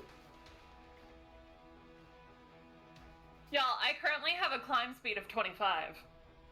That's crazy. Do you actually? But my vivacious speed There. gives me a bonus to all my speeds. Wow. Okay. So, yeah. Oh no, Pretty keep nice. going. I've got to get everything. Yeah, so basically, normally, now I have a climb speed of 10, but once I have panache, it goes up to 25, and then when I lose panache, but we're still in initiative, my climb speed will be 15 until I get panache back.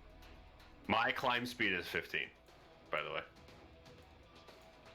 My climb speed is 0. I can Zero. climb almost twice as fast as Kashak when I have panache. It's not surprising. You're just faster than me in general. Although my speed's 35 feet these days. Hey, really? 35? Yeah, did I make that up? Your boy's over here rocking with a 25, and that's with fleet. Oh my god.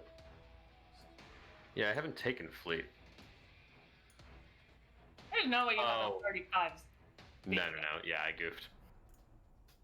It's from the mutagen that I took, that Quicksilver elixir that I took forever ago. Ah. I had that still on there. I was like, Longest lasting mutagen in Galar. Bad 3 weeks later, I'm so fast as hell.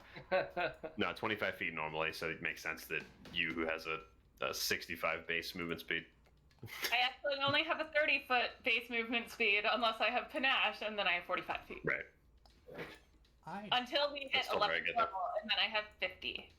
I missed how we got caught. Do we just get I am turned around so on? sorry. No, so basically what happened is the two guys you were following kept walking, meandering. The other guy went off, grabbed help, and they all circled back to the same point to catch you Caught here. us. Yeah. With Broski, like, basically you are following them. They, like, round the corner and jump you guys. And you're about here. And we'll say Twinkle Toes is up on the roof up here to the north. Okay. Sure. As you were following. So, Twinkle Toes, you are still undetected. So Dope. you can do with that information what you will. Kashak, what'd you get for initiative? A natural 20 for a 39. 39. Oski? I got a 15, and I'd like to use my battle cry skill feat, which is when I roll initiative, I can demoralize a foe who I can see as a free action. Ah, I almost completely forgot about Scout's warning. If we had seen them at any point. It actually doesn't matter. When we roll initiative, everyone gets a +2 circumstance bonus to your initiative roll. Okay. So I actually got a 17. then. 17 and a 41. It does not apply to me. Oh. It's just Alex. It's Uh, me alerting everyone to their existence. Do you want to resolve the battle cry now or later? let me get the last initiative and Bassro. Yeah. Okay. 17. Also 17. Which one of you would like to go first? Bastro can go first. Actually, no, I want to go first. Just kidding. If that's okay, Bastro. Fine with me. I don't. Okay. And then Twinkle But not Toes bad. is letting everybody else go. Last. Roll your demoralize. Is it a separate demoralize, or do you just roll once and? It's a targeted, so I have to pick someone. Okay, pick a guy. Well, we rolled initiative, so like something is happening, right? Are either of like these two guys advancing on us now, or like what are they doing? You see that they both turn around, like about face, to look at you all. Like, Okay, I'll do it on the right guy. The guy on the right I can see. okay. And Oski's got the also intimidating prowess skill feat, which means I can just intimidate just by my stature alone. So he's just gonna sort of like clearly get big, almost like he's trying to scare a bear away. And Okay. he rolls, a 35 demoralize. Like inflates like a bird of prey. And that's against Will DC. I believe so. I'm pulling it up right now. I'm pretty That sure is it's Will a DC. critical success. That guy is frightened too. Incredible. Very nice. Is that the guy on the right? The guy on the middle one on the right. Ah. Okay. Uh, Kashak, it is Yeah. your turn. To nobody's surprise. Kashak, he's going to draw his bow, and then he will command Sheathru behind him to start to advance. He turns back and it would be in Uruksi, so none of you understand this, but he kind of grumbles something. Sheathru seems to make some noises back at him, and he seems to kind of roll his eyes a little bit and then say something back to her in Uruksi, and then she moves forward. I love that. She's gonna stay. She's gonna get here, Okay. and then she will bite out at the guy who seems to be quivering in his boots. Okay, roll to hit. Natural 1 for a 16. Fortunately, that is strong. gonna miss. All that training is going good. Kashak will also shoot at the guy who seems to be spooked, All right. trying to center some of his damage. Do you care about cover? Do I care about cover? Yes. Like me personally? Yeah. Or your character. No, I don't care about it. Cover, I do. Other concealment, I don't. I have different ways of Gotcha. caring about it. He has light cover from Sheathru. 23 to hit. That is actually not a hit. Yeah, I rolled a 5. I'm sorry. All good. Genuinely. All right. That's my turn. It's actually these two's turn now. They will both step up to Sheathra. The one on the right, they both will draw a Morning Star. The one on the right-hand side, that is currently frightened, swings out.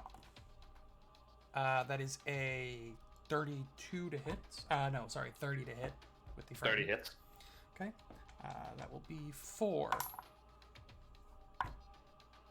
13 points of bludgeoning. Okay. That doesn't apply. Sorry, this character sheet is broken up into multiple different sections for the multiple types of gang members that there could be. So just We love making that. sure that he doesn't have anything else. Nope. That's the end of that guy's turn. That was 3 actions. The guy on the left will also swing. That is 22. Miss on Sheathru. Sounds good. Sorry that these guys weren't on a thing. This one will draw a crossbow, load a crossbow, fire a crossbow. That is going to be holy 37 to hit. That's a crit. Okay. I'm going to trigger my shield block reaction using Shield Warden since I am adjacent to an ally and block part of this insane crossbow bolt going at Sheethra. Sheethra takes resistance 12. I hate to do this, but I don't think you can react before your first turn in combat. We've definitely gone over this. That's a 1E thing, not a 2E thing.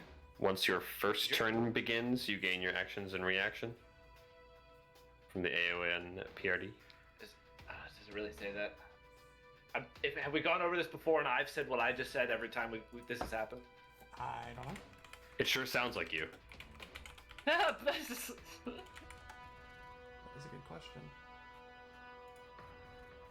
The GM determines whether or not you'd be able to use a reaction prior to your first turn. He did do his little thing. His little mean look.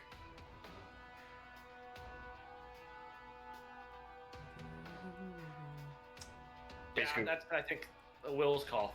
the rule thing, you don't have a reaction until your first turn. Yeah. That's written. But that whole GM fiat thing is a little bit sus. Yeah, I'm gonna say no on this one. I'm sorry. Okay. Guys pulling out a crossbow around the corner from you, and firing it at somebody not you.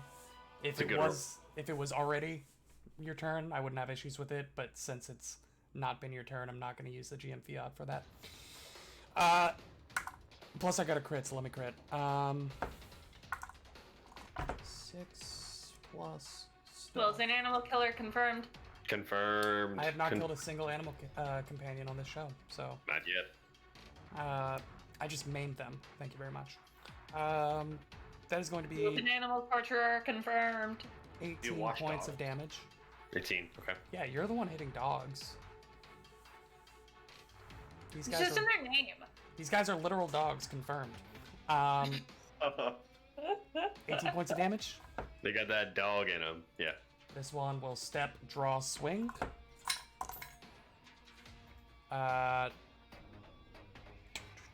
27 to hit.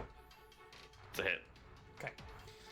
That is 12 points of bludgeon. Okay. It is Oski's turn. Oski is this a square I can get to, or is there not enough space for me to move through? On the very corner there? Yeah, you can get there. I'll do that. Or actually, I think what Oski's gonna do. 15. I think he's gonna go around to Sheethra's other side, right here, and ready to like prepare for the others to just come swarming. I don't think he wants Sheethra to get totally surrounded. So first action, he's gonna move there. Second action, he's going to raise his shield, which still has the shield boss on it right now. Third action, he's just going to wallop the guy closest to him. Okay. Roll hit. Dirty 20. Fortunately, that's not going to do it. Gross. Come on. You just catch your 92. shield against his shield, and you're like staring at each other as you're both pushing. That's my turn. That's your turn. Bastro. Bastro's Bastro's going- been waiting to just unleash on these kids.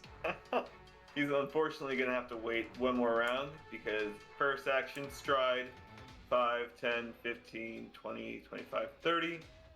Second action, he's going to cast shield on himself. And then third action, he's going to erupt in this magical force energy that surrounds him as he enters his arcane stance. And that's his turn. All right. It is this one's 10. 5, 15, 5, 10, 15 to there. And he will draw and swing. That is going to be 36 against flat-footed. Hits. Only 10 points of bludge. Okay. This one will draw, load, and fire a crossbow at Bastro. He'll miss. Probably. 25. Miss. Okay. Nice. Nice. It is Twinkletoe's turn. You are currently 20 feet off the ground on a roof. I would like to back up just out of this guy's eyesight, drop down, sneak up behind him. So, Ew. there is no behind. Okay, well, I'm still trying to stay unnoticed at the moment because I'm trying to do my startling appearance on him. Okay, can I have the thing? What is... Well, can't you sneak with from the rooftops? Yes, Right. Sneak is an action. Yeah, you can sneak. I would say she's already been sneaking, if you want to Yeah, write then- on that. But right, that- but now that we're in combat and you're trying to drop down, roll me another stealth. Okay, Oh, the drop down triggering the stealth. Yeah, that's true. all right, 28. 28. Okay. That would be against Perception DC. That is a regular success. Sneak. We like rarely do this in combat, so I'm not actually 100% Yeah, like sure how this never. works. Yeah. Never. You can attempt to move to another place while becoming or staying undetected. You're trying to stay undetected, so stride up to half your speed. And the falling distance doesn't count as speed, essentially. Okay, then I would only be able to get to here, but that's enough. If you're undetected, yep. For any crit fails, doesn't matter. Stealth check, perception DC. Just making sure we're doing this all right. Sorry.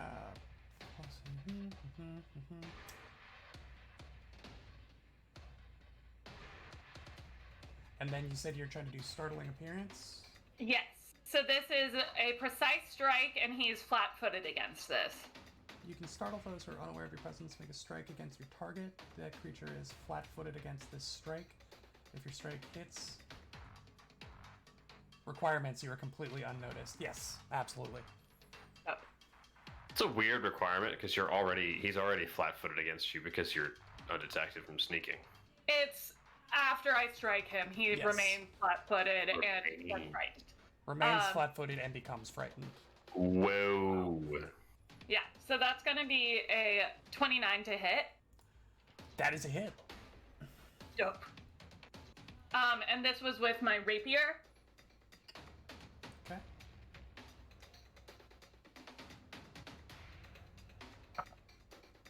Not the best. What is my precise strike bonus now? You Plus tell me. 4? Okay, yeah. It's been a while. It's been a while. 11d6. I still don't know how to It's gonna play be- this game, so. 11 points of damage, and he is frightened 1. And flat-footed to you. How long does And it last? flat-footed to me until the end of my turn. I'm now gonna make a confident finisher against him, though, Lordy lord. Okay. for my final action. Okay. Ah. What? You scared? And the little symbol for the scared is just a guy holding his head with Oh, that. Got like it. noise lines above him. Yeah. That one's gonna be a 31 to hit. Let's go. That's a hit. And this is a confident finisher. So, it is 66 plus 2. Only. That one's top.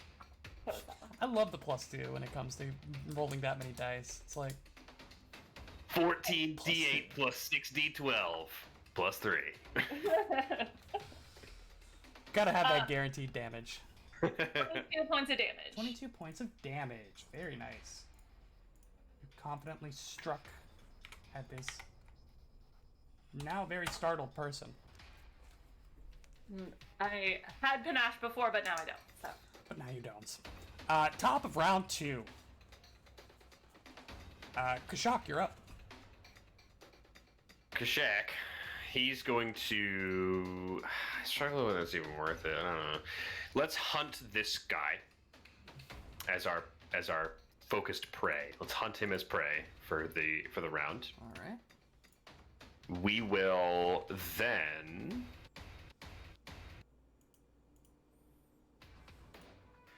I think.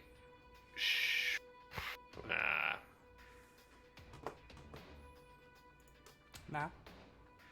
Kashak sees that Sheether is getting kind of pummeled a little bit, We bit. and he's going to command her with his next action to stride back to here, and then strike out at the guy. Okay. Roll a hit. Same guy that was frightened, or the. Or My hunted target. Your hunted target. Natural 2 for a 17. She's off her game. Kashak is then going to take a third action to fire. she did just get beat over the head with like 4 morning stars. So. And she got bonked. Yeah, she got ambushed and then ambushed.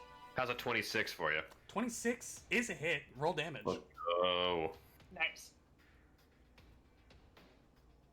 Oh, nice. That is 17 points of piercing damage. Ooh. Very nice.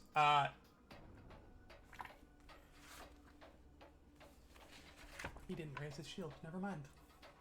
I was like, ooh, I actually have shield block. I didn't raise my shield. Nah. That, I believe, is my turn. Very cool. So, this one right here, that's kind of next to both Bastro and Oski. He's like looking at you and he's like, "We'll teach you not to follow us. Do you know who we are?" And he just like takes his shield that's been pressed up against Oski as the Oski tries to shield bash, and he shield bashes right back at Oski. Let's go.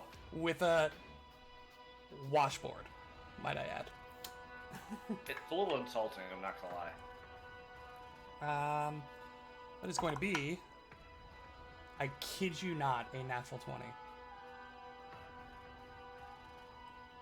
So annoying. With his washboard shield. While he goes at this, Oski's gonna trigger his champion's reaction on himself here, and is going to say, "Go back to washing your dogs," and you get the choice of no damage or I get resistance 11. He becomes enfeebled 2 and takes 3 persistent good damage. But only if he's evil. Isn't True, that how actually. I think that's alignment how that damage works. works? I think it's just if Yeah. you're not good. Yeah, you go ahead and look that up, because that's the option he's going to take. Sure, it's the option you're almost always going to take. Enfeebled. That's a good one for enfeebled. So, Eh. he slams you with a corrugated piece of sheet metal for That's what it is. what was that? Math is hard. 12 plus 18 points of damage. Okay. He will then swing at you with his Morning Star.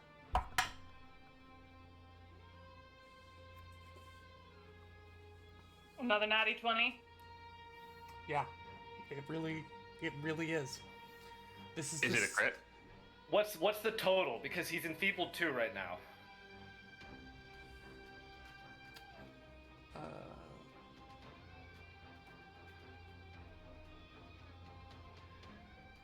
A 30. That's a miss, so a normal hit with the crit. Yeah, that's what I thought.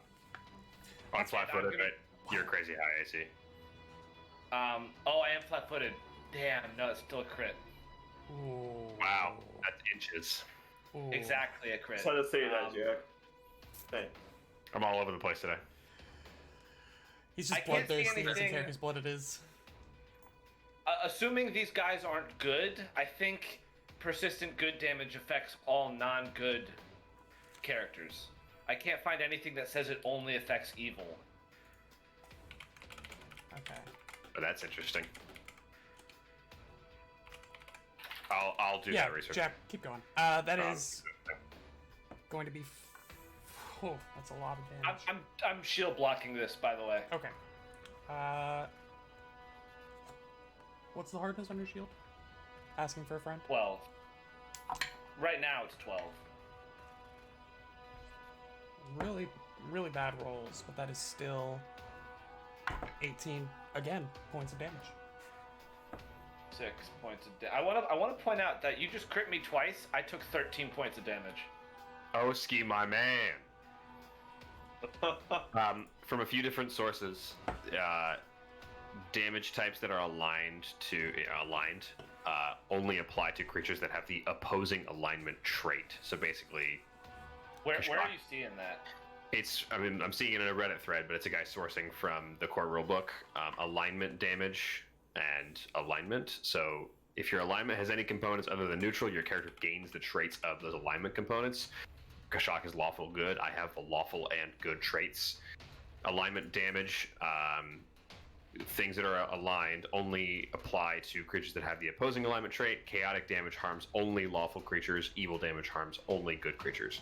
Yeah, okay, no, core rulebook. Okay. So you're doing So good does that mean damage? if you had neutral, could you have a neutral alignment damage that just affects No. everyone? You can't have neutrally aligned damage. Yeah, ever.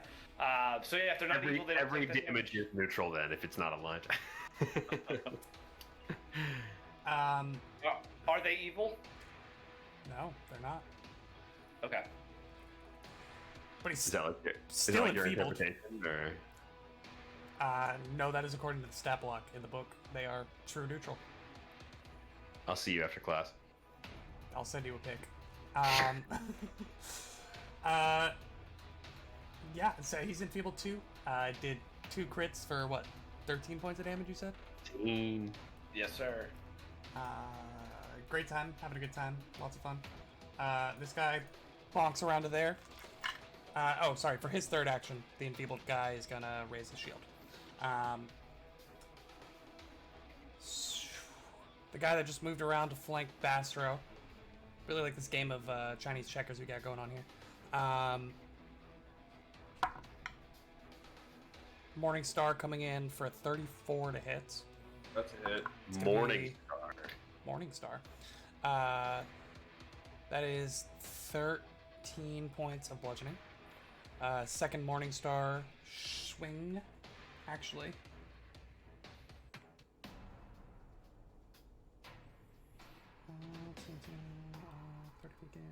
Yeah, he's just gonna swing with the Morningstar again.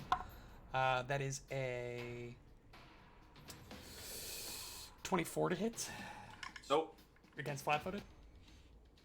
Nope. Okay. Yeah. Then he will use his third action to raise his shield. This one steps up to Sheathra.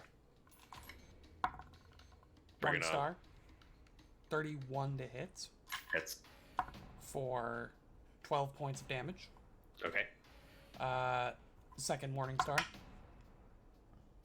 No, sorry, he's gonna raise his shield with the third action. This one will step, reload, fire at Bastro with the Boo. crossbow. That Not cool. is a Boo it, 30 to hit. That hits. Okay. That is going to be 4.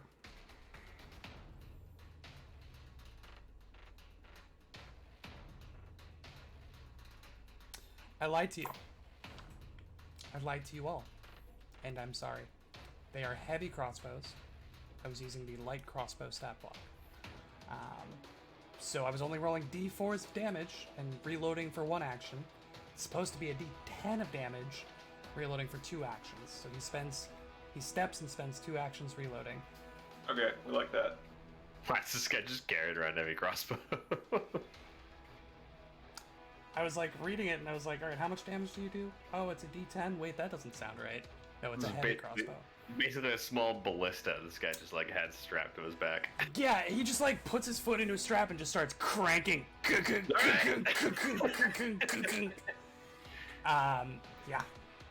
Don't you hate when you're hanging out with the boys in the alleyway with a heavy crossbow and then some idiot just runs up on you and you gotta deal with him? Which, for what it's worth, historically would have taken like 30, 45 seconds to reload. Yeah. With That's a not fun mechanically in game. assisted device, you know? But in this Yeah. game, you can get that reload time down to 2 seconds. We're not gonna go there. Magic. That's the end of his turn. He steps and spends 2 actions reloading his crossbow. It is Oski's turn. Crazy combat. Let's get turn. First action, raise shield. Second action, enter Everstand stance. Third action, he Wanna is roll for me? going to... Oh, no, that's Dread Two. Marshal that you have to roll. Yeah, no. I don't like being flanked. I also like how I set up a flank if you wanted to flank the guy in the middle. I just move from one flank to the next. It's got a big X. Yeah. I didn't do that on purpose, but I was looking at it and I was like, oh, that was good. That was good. He's gonna move to right there to provide flanking to Sheethra Ah. if she wants it. The third flank option that I didn't consider. That's his turn. Okay. Okay. After Oski is Bastro. Bastro is going to take a step to the right, and then he's going to spell strike the guy that is enfeebled. Yeah, flame punch. First, he's going to use a feint, thanks to his distracting spell strike feat. Okay. Feint, ooh, good roll. That's going to be a 30 for a feint. 30 Yes. is going to be a hit. Like he will that. shield block. No, so this is for a feint. Oh, feint. Yeah, so against Will DC, I believe. That is a success. Okay, good. Then now is the attack roll, and this person has its shield up, right? Yes. So as Bastards winding up for the punch, you kind of see his arm kind of flicker in and out of existence almost. It's kind of like it's there and then it's not, and then it's there again, and he winds up for this new spell strike. Okay.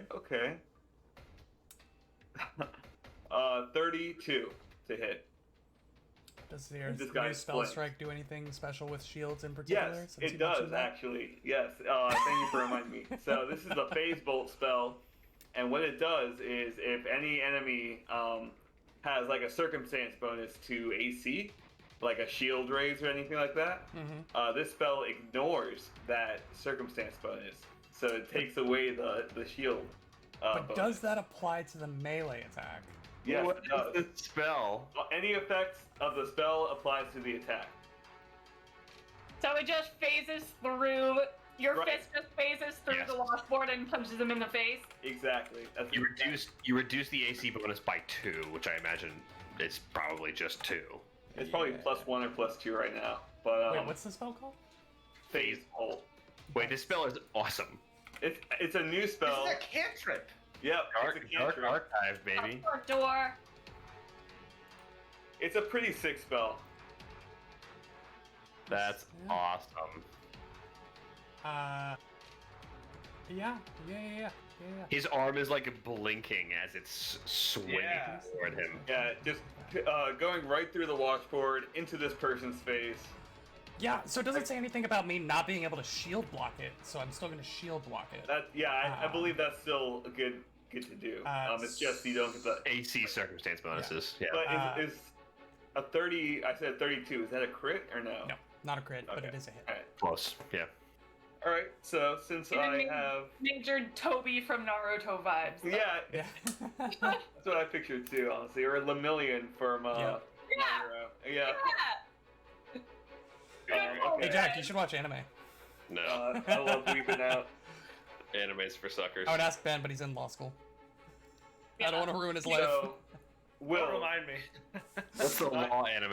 Is there a law anime? Yes, There's gotta be one. there are multiple. the law video game. How much damage you do there, big guy? 19 points of bludgeoning 19 plus points of bludgeon.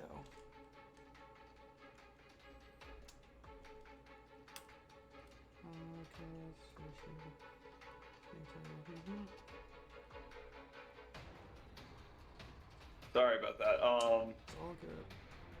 19 plus 14, so 33 points of damage. And the 14 points is piercing damage.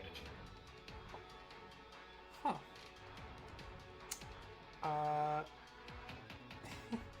Fun story. They give me the shield block feat. They don't tell me what kind of shield they have. That's hilarious. Doesn't it not hardness? Yeah, no, it absolutely It matters. absolutely. Jack, how dare you bite your tongue? Wow. Literally my whole character. I mean, it is a Wow. piece of corrugated washboard, so I'm just gonna rule it as a heavy steel shield. I feel like that made sense. Because it's cool. Okay. No, It's- it doesn't. It's just a sheet of metal. I was It's- gonna say, A heavy steel Yeah, shield is sh- not just a sheet of metal, my man. yeah, a sheet of metal on top of a wooden washboard. the washboard itself isn't wooden. The washboard is metal. A heavy steel shield is definitely going to be much more well Also, constructed. a heavy steel shield's not a thing in this game. It's just a steel shield. Yeah, so it's just a steel shield. Regardless, I would say that that's a better constructed thing than a gigantic washboard. I love the flavor, but Well, considering they didn't give me anything to base this off of, and it's definitely stronger than a wooden shield, I'm gonna say it's a steel shield. fair enough. That's fine. That's actually shocking that they created a whole gang about using a washboard as a shield. Yeah, it just says And- it says washboard dog toughs carry heavy washboards that serve as shields. Do you have any idea what they're made of? Metal. Yeah, wood and metal washboards. That's what Because there is different hardness for thin steel than there is for like What's the hardness of thin steel? Thin iron or steel is 5, and that's example items are chain, steel shield, and sword. I guess it's just Yeah. steel shield. So it's a steel shield. So hardness 5. You But then the get, regular steel is a 9. Man, this game sucks. What's going on here? yeah, but regular steel would be like inches thick of steel. You know what I mean? Anvil, stove, steel armor. Yeah, that is multiple inches thick of steel, which makes sense. Is their washboard as thick as an anvil? That's what I want to know. No. It's just a steel shield. It's just a steel shield. How much damage Okay. did you do, Bastro? 33 points. Okay, well he's gonna reduce 5 of that from his shield block. Does it break the shield? You just the thing just splinters in his hand. You punch through the corrugated metal sheet into his torso. The shield itself, the frame just shatters. The metal buckles and folds in on itself, and the shield falls to the ground useless. As he then takes, what is it? Both take the remaining damage. He and the Yeah. Yep. So that gets reduced by not much. And he 28 no longer has a shield. I Sick. just destroyed this guy's identity. He's no longer part of the washboard dog. Is that all of your actions? Yes, that is my turn. Okay. Step and spell strike. Yeah. Effective turn. Thanks. Appreciate that. Glad we learned the thickness difference and hardness difference of thin steel versus regular steel. I got a thickness difference for you. We just appreciate Phase Bolt. We can. We can do do great cantrip. Yeah, we can. Dark Archive kind of popped off, actually. It's a really good book. It's a really good source book. Yeah. Which is why I want to play an undead related campaign after this one, but we can talk about that later since you guys are still fighting. This gentleman will drop the crossbow, draw a Morning Star, and frightfully swing at Twinkletoes. Does drawing Okay. trigger attacks of opportunity in second No. edition? Nope. No. Okay. It's an interact. Well, actually, it does interact. Have the manipulate.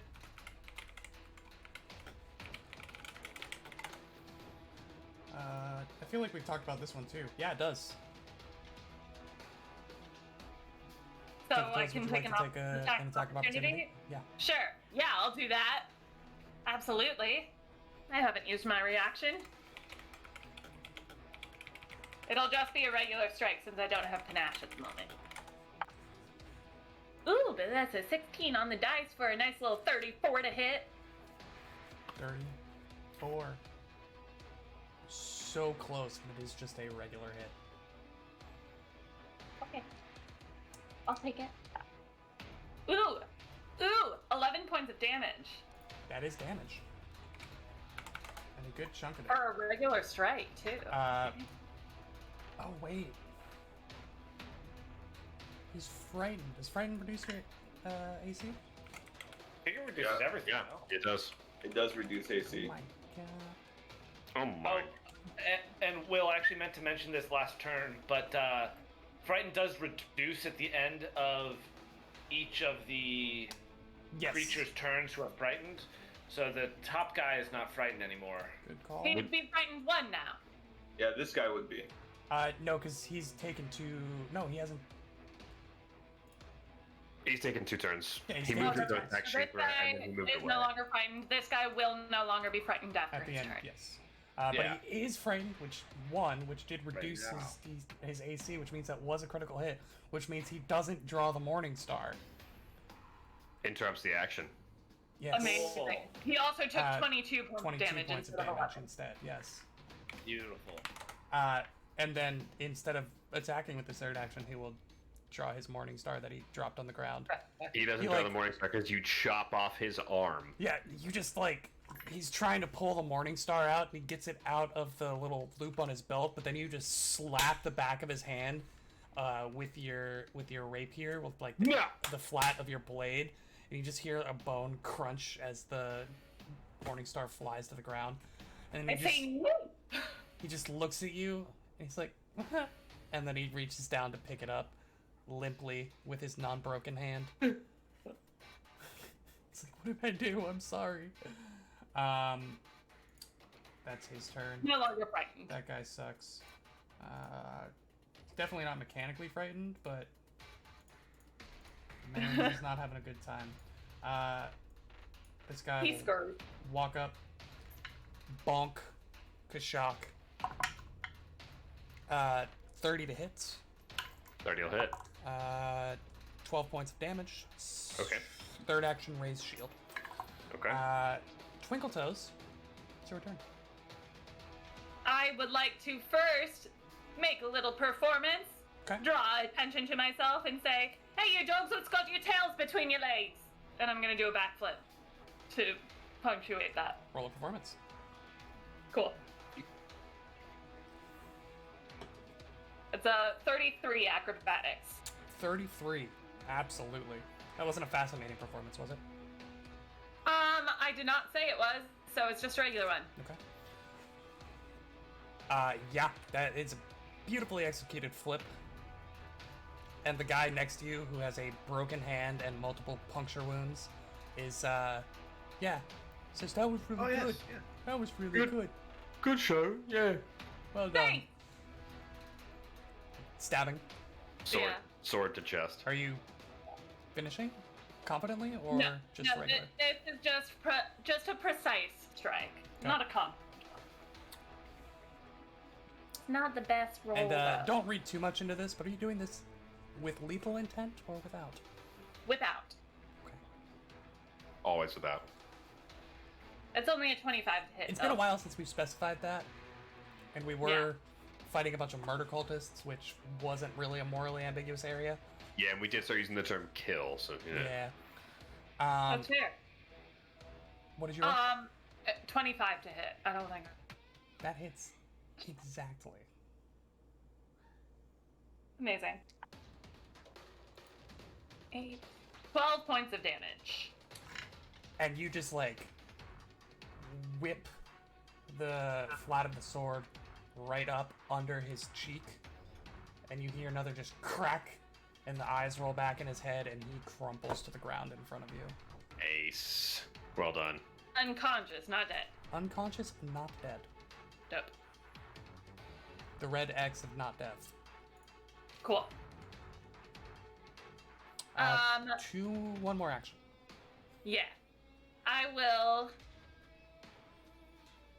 with my third action, let's see, how far is this? 1 second. About 6 feet. I'm gonna run all the way over here, because I can. Okay. So crazy. Yeah, it's brutal. Absolutely brutal. Top of round 3. Can you believe it's only been 3 rounds? Two full rounds? Kashak, it's your turn.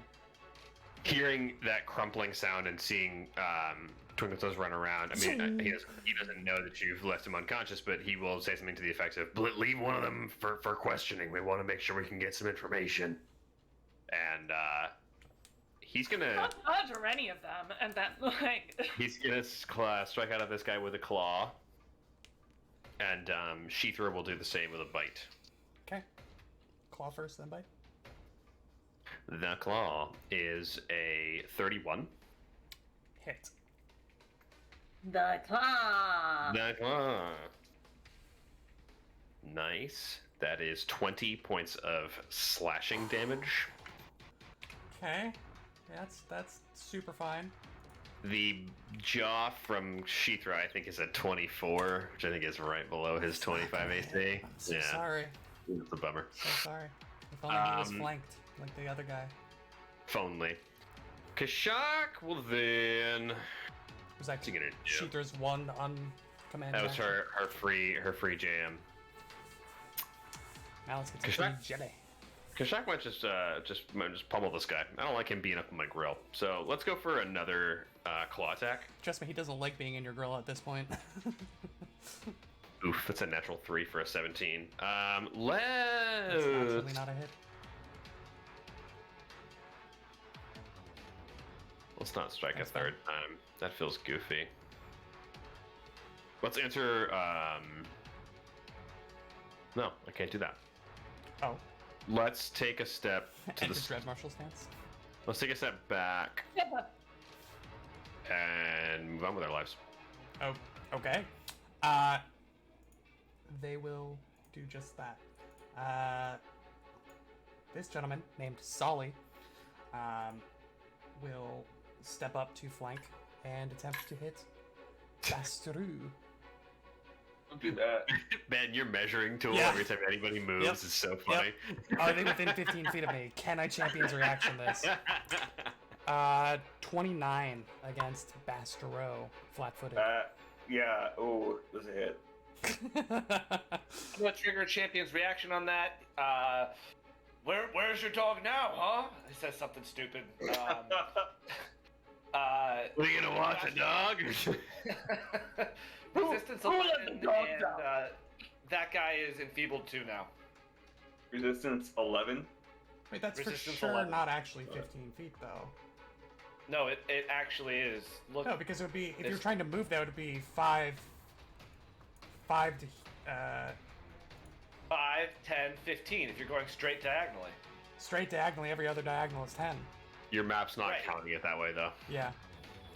This would be 5, 15. Oh, I see. Oh, yeah, 20. yeah. But There is an argument to be made that movement and diffs and distance are not the same thing. So like measuring from here is 15 feet, but movement would not be that way. I don't know if that's the way you want to rule that, but I don't know why the map isn't doing it like that, though. Is what I'm saying. you have to like program Roll20 maps to be Pathfinder, or else they do dumb stuff. Huh. well, that's your call then. Radius. Don't mind this. If it'll actually work. Yeah, because I mean that. Where. That's a 15-foot radius, so even if we centered it on the corner there, that's not 15 feet. So that would be So- like a spell effect. rules for grid movement in encounter mode. Because moving diagonally covers more ground, you count that movement differently. The first square and the rules as we know it, but the reasoning is that it is more distance, because obviously it is, right? Right. But what I'm saying is this token, this grid, is a 15-foot emanation. So if you center it at the closest corner, it does not hit. I think I'm agreeing with you Yeah. because just it's more distance. It actually so, yeah, also the map doesn't is hit. wrong. It also doesn't hit Bastro. So Right. I'm sorry. That's not right though. What- That can't be right. What do you mean? Whatever. We'll move on. This is 15 feet from the corner. You've made a decision. We're moving on. Yeah. Either way, it's not happening. I do apologize. That's why. Makes my turns very annoying, though. I will So annoying. swing. Oh wait, no, he hit. Did I give you damage? No, they got. 14 points of damage. Third action, raise shield. This one will do the same. Except he doesn't have to move. So he'll do 2 swings. First swing, natural 1. Second swing.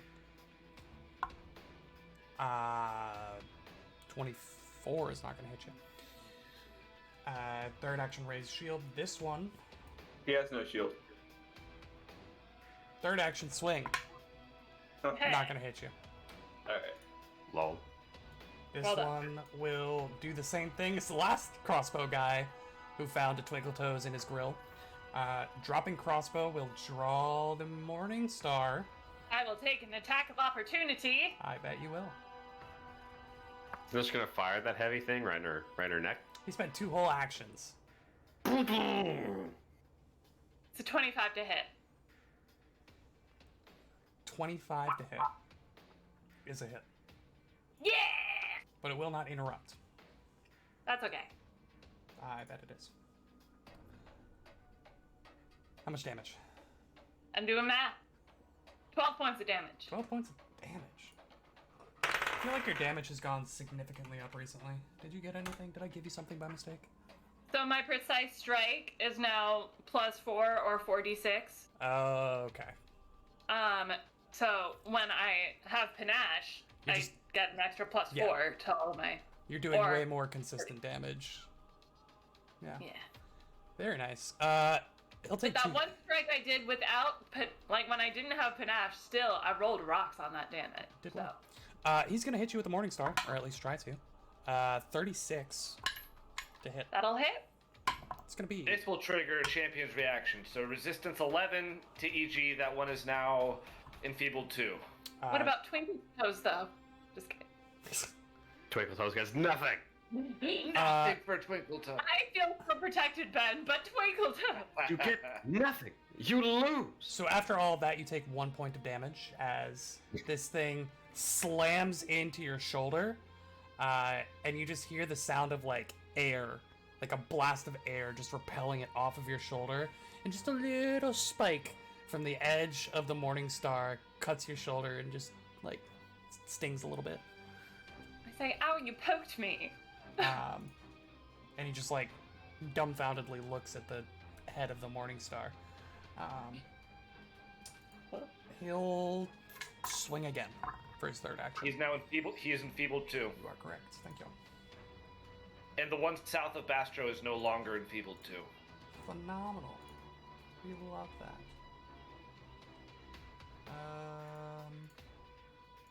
That is going to be. That's definitely a miss. Not even going to do math. And I have already used my reaction, so even if it's a critical miss, I cannot use my opportune riposte. Good point. This guy is between an orc and a snake place. He will.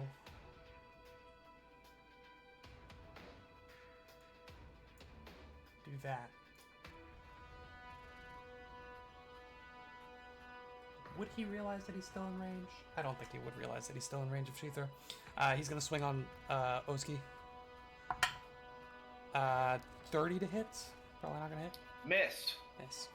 Raise shield. First time I've missed. Oh my god. Oskid, it's your turn. First action, raise shield.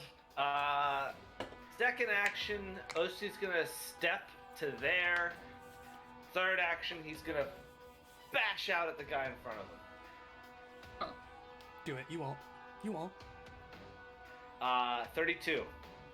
You did. That's a hit. 4.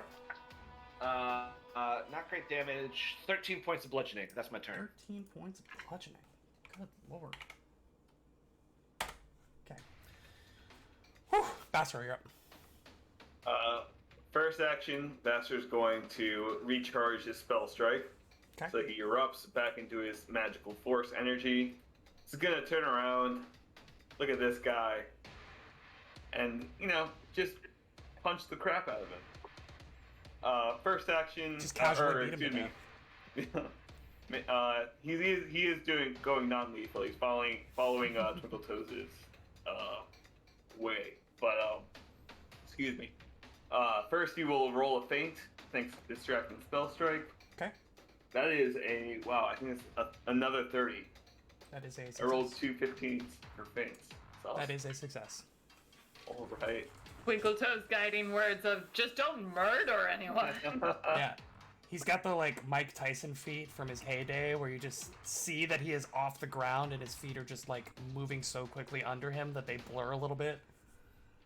That's gonna be a 29 to hit. 29 to hit is a Yep. roll damage. And also you'll see Bastro's arm flickering in and out of focus. So reducing it won't do anything but reduce the AC also. You're doing the phase bolt again? Yeah. Okay. What a cool spell that they built specifically to interact with the new skill, or the new action in Pathfinder 2e. Roll damage for me. I am doing that now. Here we go. When are you gonna roll online like we asked you to do at 9th level way back in the day? Oh, you asked that of me? Yeah, I did on stream To use a dice roller. multiple times actually. I That's think gonna be both people have asked that of you. that's gonna be 29 points of damage. 9 points of damage. Dan, just know that I've never asked that of you. Oh, thank you, Jack. You're Doesn't welcome, mean buddy. I doesn't just want it. asked like get a dice cam so I can add it for you. It's just this. I need more dice. I think that's the problem. Yeah, you just do this really sick juke where you go in with the left hand and then split right and catch him straight in the jaw. Takes a heavy hit. How many more No actions do you have? That was all my actions. That's all your No actions. shield block though, or anything like that. No. I don't think he raised the shield. No, he did. Oh, he I did? remember. Yeah. He saw what you did to the last guy's shield and he doesn't want to lose his identity. Bastard just wants to break more shields. He's like, Bastro wants. he's really doing this pro-con list in his head where it's do I get knocked out or do I get knocked out and lose my shield? And it's pointing towards getting knocked out. It's I don't know where to buy another washboard. We have all of them in town. We already raided every home for them. Yeah. It's actually a serious problem, but here we are. That's the end of your turn, right? That's gonna bring it to this gent's turn. Who steps, swings. 32 on Kashak. That is a hit. That is 4. 13 points of bludgeoning damage as you just catch a Morning Star to the thigh. I was gonna Ow. say to the face, but you're infinitely taller than this guy, so it's a bit of a method to get up there. He will. Catch the morning star and put it in your leg bone. That's all I got.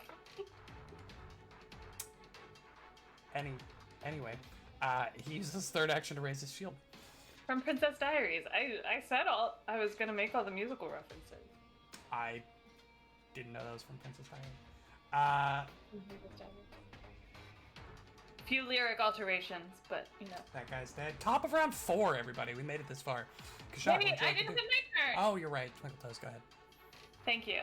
I was like, wait. End of round. Okay. I'm just trying to I will- speed through this, and it's I skipped you. I'm sorry. It's okay.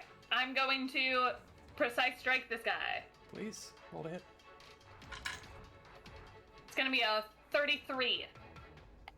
That is a hit. It's going to be. Sorry. 9, 11, 15 points of damage. 15 points. Okay. I'm then going to do a confident finisher. All right. Roll to hit. Okay.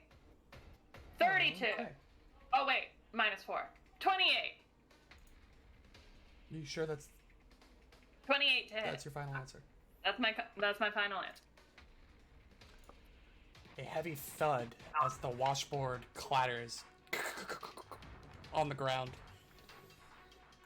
Mans is unconscious. For my third action, I will do a celebratory backflip to get my panache back. For my next trick, Twinkletose is just cleaning up the battlefield. That'll be a 34 acrobatics check. I'm sure that beats somebody's DC. Actually, it beats all of mine, so yeah, you're good. Cool. Top of round 4, Kashak. Kashak. He's going to enter his point blank shot stance. I think he's ready to start posting up and firing. He's then going to double shot, which will include his hunted target and the guy closer that is flanking Okay. Astro. So the first, they're the same modifier. Actually, I can double shot the same target. I forgot. So he will just double shot this guy in front of him. Okay, roll the first attack. Sorry, Bastra. They are the same bonus at a -2. 32 to hit on this guy. Roll damage on that one first. Okay. The second one's a natural one. Okay.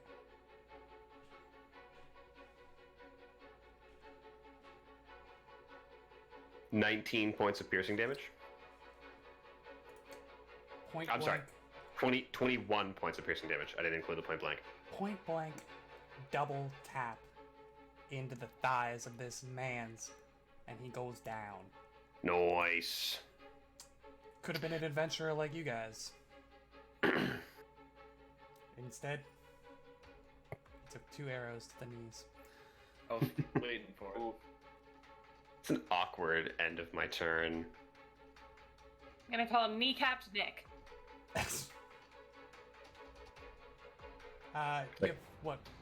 That's all of your actions? That's it. Sheether would normally take a free action to go against my hunted target, but there is no hunted target. So I Can you only suppose go against your hunted target? that's how like the free action works. Okay. Yeah, that is really awkward. I'm sorry that you had Very to awkward. successfully do the thing you were trying to do. Yeah. It's really inconvenient. It's really Super. uncomfy. This gentleman right here.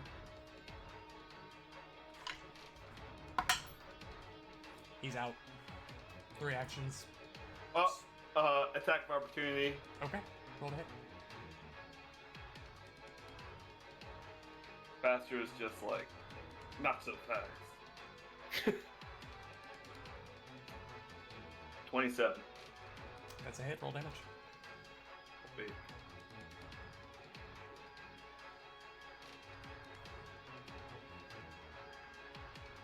That is math hard. Has 12 points of damage. 12 points of damage. Yeah. 3 stride actions. He runs away off the map. Off the map? Well off the map, yeah. Okay. This one attempts to poke Bastro in the face with a Morning Star. 34 to hit. What if I said miss? I would say that you're lying. Champion's reaction, resistance 11. He's enfeebled 2 again. 2 points of damage. 2 points of damage. Would have been 13. Somebody had to go and use their reaction. Thanks. Second action, swing again. Natural 20. Would a 30 hit you? Yes. It's enfeebled too. That's what the enfeebled do. Yeah. Okay, then that is still a crit. For 7.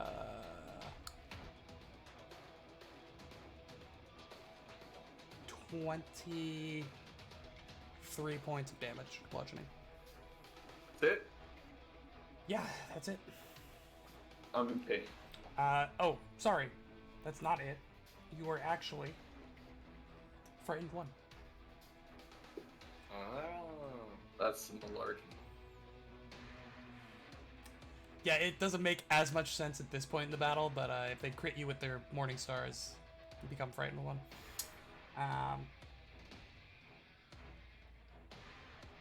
That's the end of his turn. This guy, not having much luck with Oski, is gonna run around to here. Try to beat up on the guy that his friend's beating up. Especially because you're frightened. He rolls to hit. 28 to hit. It's a hit. It's going to be... Gets an extra weapon die against frightened targets. Oh, that's kind of fun. Yeah. That's great. That's fantastic. 11 points of damage. 11? That's easy. I know. He raises his shield. Oski, it is your turn. He's gonna raise his shield. He's gonna step to right there and then bash the southern one Okay. Roll to hit for me. for a 31. 31's a hit. Roll damage. For 17 points of bludgeoning damage. I don't know how both you and Twinkle Toes managed to do that, but that was exact. So you rip the shield boss out across this guy's cheek. You just watch as a couple of teeth just go screaming against the wall, clatter to the ground, and the man just crumbles to the ground. This guy clearly does not enjoy his situation, but he already took his turn. Oski, you have one more action. What would you like to do? I don't. I have no actions. You have no more. Oh, you raised your shield, moved, and then swung.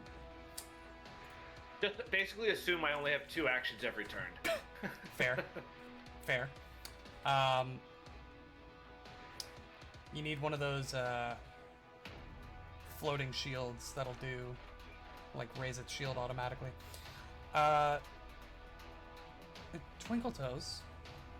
Sorry, it's Bastar's turn. I take it back. Bastard, you're frightened 1 till the end of your turn. Is Can you do this it? Can you pull it is off? this a space I can stand in? It is indeed. All right. Bastard's going to wind up and he's going to punch normally at this guy, but as he does so, before he connects, he's going to blink, disappear, and then reappear right over here. And he's going to catch this guy off guard with a little dimensional assault. He is flat-footed. That's a 21, or excuse me, that's a 31 to hit. 31 I to cannot hit. do math. Remember that time the meme about Bastra throwing punches occurred for the first time in the bar because he swung on a dwarf?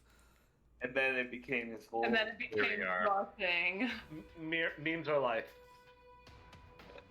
Don't let your dreams We be love mean. character growth. That's going to be, again, 13 points of damage this time. Right. And then he gets his spell strike recharged because it's a conflux focus spell that he just cast. So you'll see his right arm turn into an almost spear-like figure with all of his feathers as he's casting Gouging Claw, as he's also casting a spell strike. This poor man wasn't built for this. And since he's already flat-footed, I don't have to feint, so I'm rolling to attack. And that's a dirty 30. Excuse me, 29 to hit. That's a hit. Roll damage. Oh, baby. 7 plus 9. This poor, poor man. All he was doing was extorting local business owners, stealing random objects of value, and then selling them. Luring us into a trap. Hey, y'all were following them. Alright?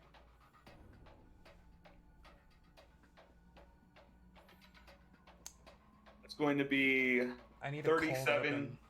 points of damage. I need a as cold this- open for Bastra's dice rolling. 37 points of damage. Yep, as this lance just comes through this guy. Right in his face. Yep. He's done. He is, I'm chasing down our runner.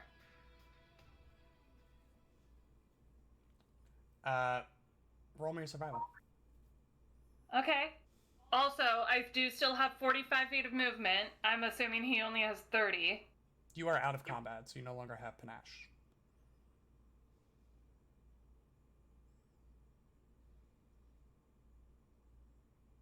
You can no longer see this guy. In one round, he got out of sight. Yes, he turned a corner and he's out of sight. Okay, well, I rolled a 27 survival. Okay. Are